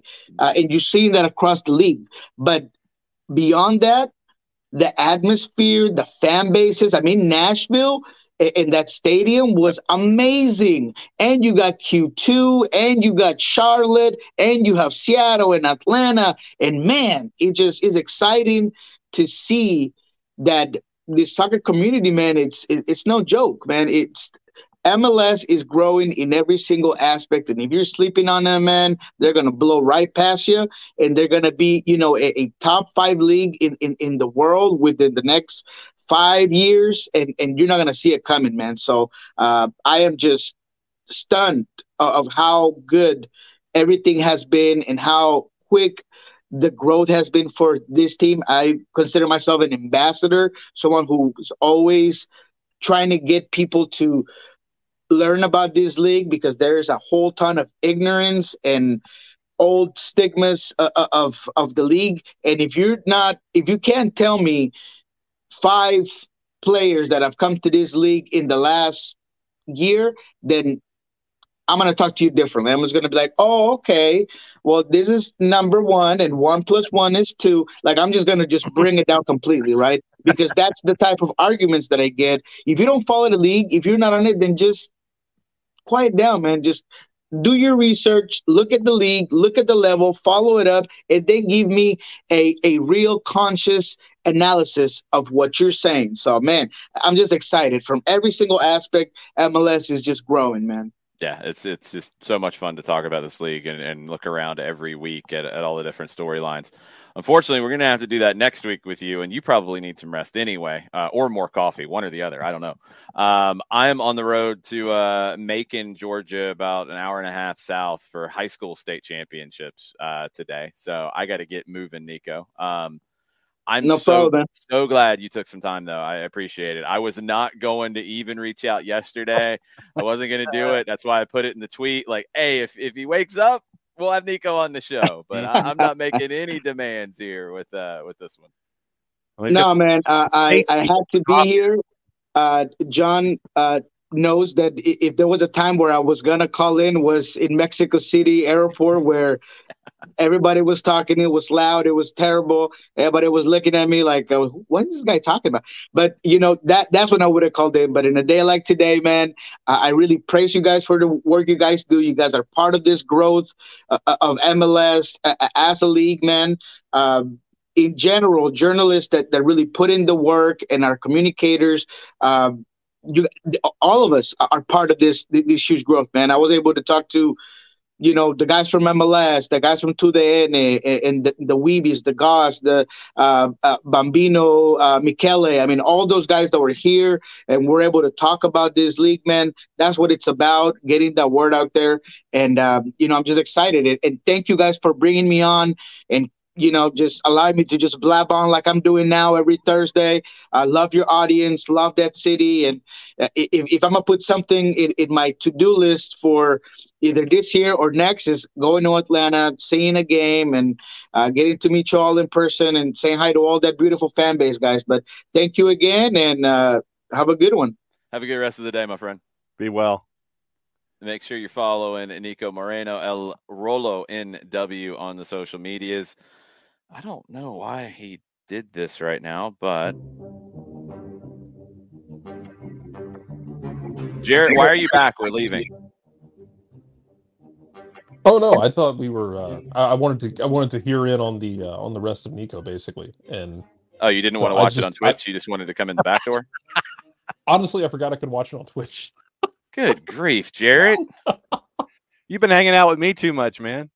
Apparently, I wanted to hear what Niko had to say, and I got out of a meeting. I was like, I want to hear what Niko's saying. It never clicked with me to do Twitch, and I was like, I want to hear what he had to say after everything. And so here I was sitting backstage. I'm gonna power through it. Jeez, Jarrett. I'm going to power through it. We have a trade. Atlanta United has acquired $275,000 in general allocation money for Jake Mulroney, headed to Orlando City. Let's see if there's anything else to it or how it's broken down. So $100,000 in 2022 general allocation money, $100,000 in 23. Could receive an additional $75,000 in 23. If certain performance-based conditions are met, percentage of a transfer fee if he's transferred outside of MLS. Atlanta will also retain a portion of Mulroney's 2022 club budget charge cap hit, essentially. Orlando will get a portion of that. So $100,000 this year, $100,000 next year in the allocated GAM, $75,000 next year in addition if things are met, and a percentage of a transfer, and they're in some way splitting the cap hit this year on Jake Mulroney. 22 starts and 47 MLS appearances, 3 goals, 4 assists, 5 starts in CCL in 21. A player that, I think maybe this year was falling down the depth chart just a little bit. A player's had some big moments in his time in Atlanta, some big moments, Jake Mulroney, but a player who I don't know what it was looking like playing time wise as the year would go on. And as we've seen Caleb Wiley get time on one flank, we've seen Tyler Wolff get time early in the season as well. Those young guys have eaten into the time as they've developed, and you get some cap space for the next couple of years in allocation money. And maybe he wanted more playing time, and maybe he'll get that in Orlando. So that's the deal that just got announced. And we talked about how some deals were probably going to be up against the wire. That is now announced this morning. And, we see it in other sports. Just because you pass a deadline doesn't mean there isn't anything going on. Yeah, we got that. They did it. Yeah. The deadline, no, they did the deal before the deadline. It's just it hadn't been announced yet. And in MLS, typically that's how they do, because you don't have the people outside of the training ground sticking microphones in people's windows. So yes. That's what it sounds like. Yeah. So Jake Mulroney now off to Orlando, and I think that, once again, I think you're spot on. It's just with the growth of other players. I think that Jake was falling down the depth chart, and I know that we'll always remember, what Jake was able to do. He could give you speed off the wing. He could really be trouble for folks coming in that last 20 or 30 minutes. And so now he's headed to Orlando to do it. But yeah, I think that with the growth of other players and other players working their way into the rotation, I think that Jake's time was diminished. Yeah, good guy, Jake Mulroney. I liked getting a chance to talk to him. We had him on post game. He was on the flight that I took down to Guadalajara. Didn't see him until we got off the flight, but good dude. Just chatting with him. I like Jake, but yeah, I think when you're talking about depth, his role had maybe changed a little bit, Jarrett, as you got a little bit further into this year, and Wiley has shown, I think, a lot, and Wolf has shown a good bit as well, and those two guys are going to eat into that playing time. They are. I'm personally disappointed to see him go because I really like what he brings, especially his speed late in games where, he can give you just that raw running at you with zero regard for your existence skill set that he had. Also better dribbler. I feel like he got more respect for his ability with the ball as time went on. It was an underrated part of his game, but I'm disappointed to see him leave because I was a big fan of what he did, especially off the bench. I don't think he was a guy who is starting for you, but I thought he's a great changeup off the bench, and it puts more of the onus on guys like on a Caleb Wiley, whether he's starting or not, or Wolf, depending on the situations. If when he's getting into games, theoretically, I don't know what his timeline getting back is. Machuk Chol is still a part of this team, and I think I don't know if we talked about this. I think we might have talked about it in the offseason. It felt like this could have been a big year for Machuk Chol to figure out, what he can be. But that injury in preseason has kind of wrecked that game plan for him. Hopefully he'll be able to get back at some point and contribute to it.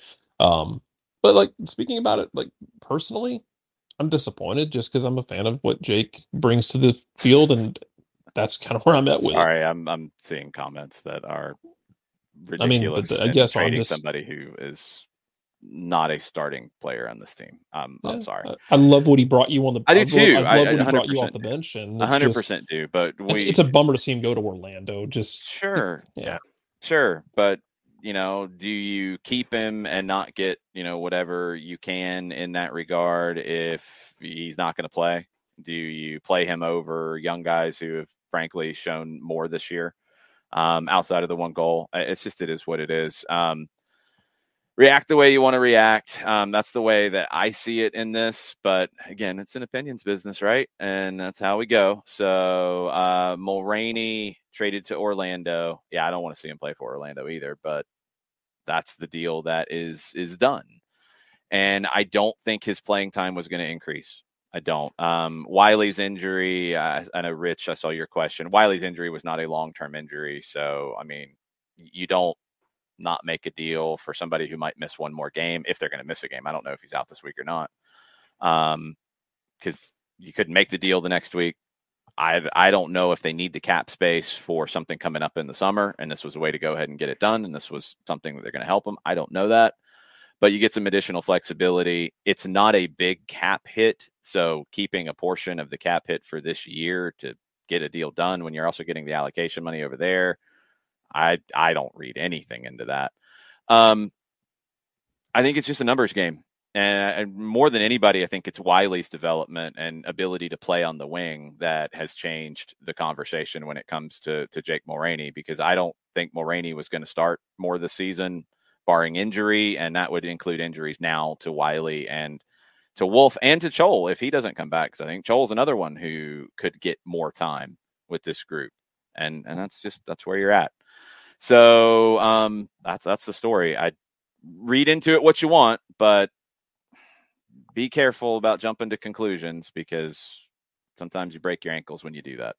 Let's leave it at that, because I do have to get on the road. Sorry. Bad timing on the deal here, or we talk about it a little bit more. But I got to get on the road because I got two games tonight, Jefferson and Marist at 5 o'clock at Mercer, and then 7:30 Southeast Whitfield and Northwest Whitfield. If there's a game that you want to pony up an NFHS subscription for, that might be it. And you'll get the Dalton Lassiter game tomorrow too, and you'll get the girls finals as well. And there should be some great matches. What we've seen so far in the state championships have been outstanding. There should be more out of these games. So I will be with you guys tomorrow from Macon. Should be everything normal. Shouldn't be anything weird, barring crazy internet situations, but I think we'll be okay in that regard. Normal start time, 9:05 tomorrow, and we will talk more about this. We'll talk about the MLS schedule coming up, the weekend whip around. We'll talk to should be Michael Parkhurst this week. We'll talk to Mike Conti. Packed Friday show tomorrow at 9:05. Y'all have a good rest of the day. Mucho platio. Mucho platio. Mucho platio.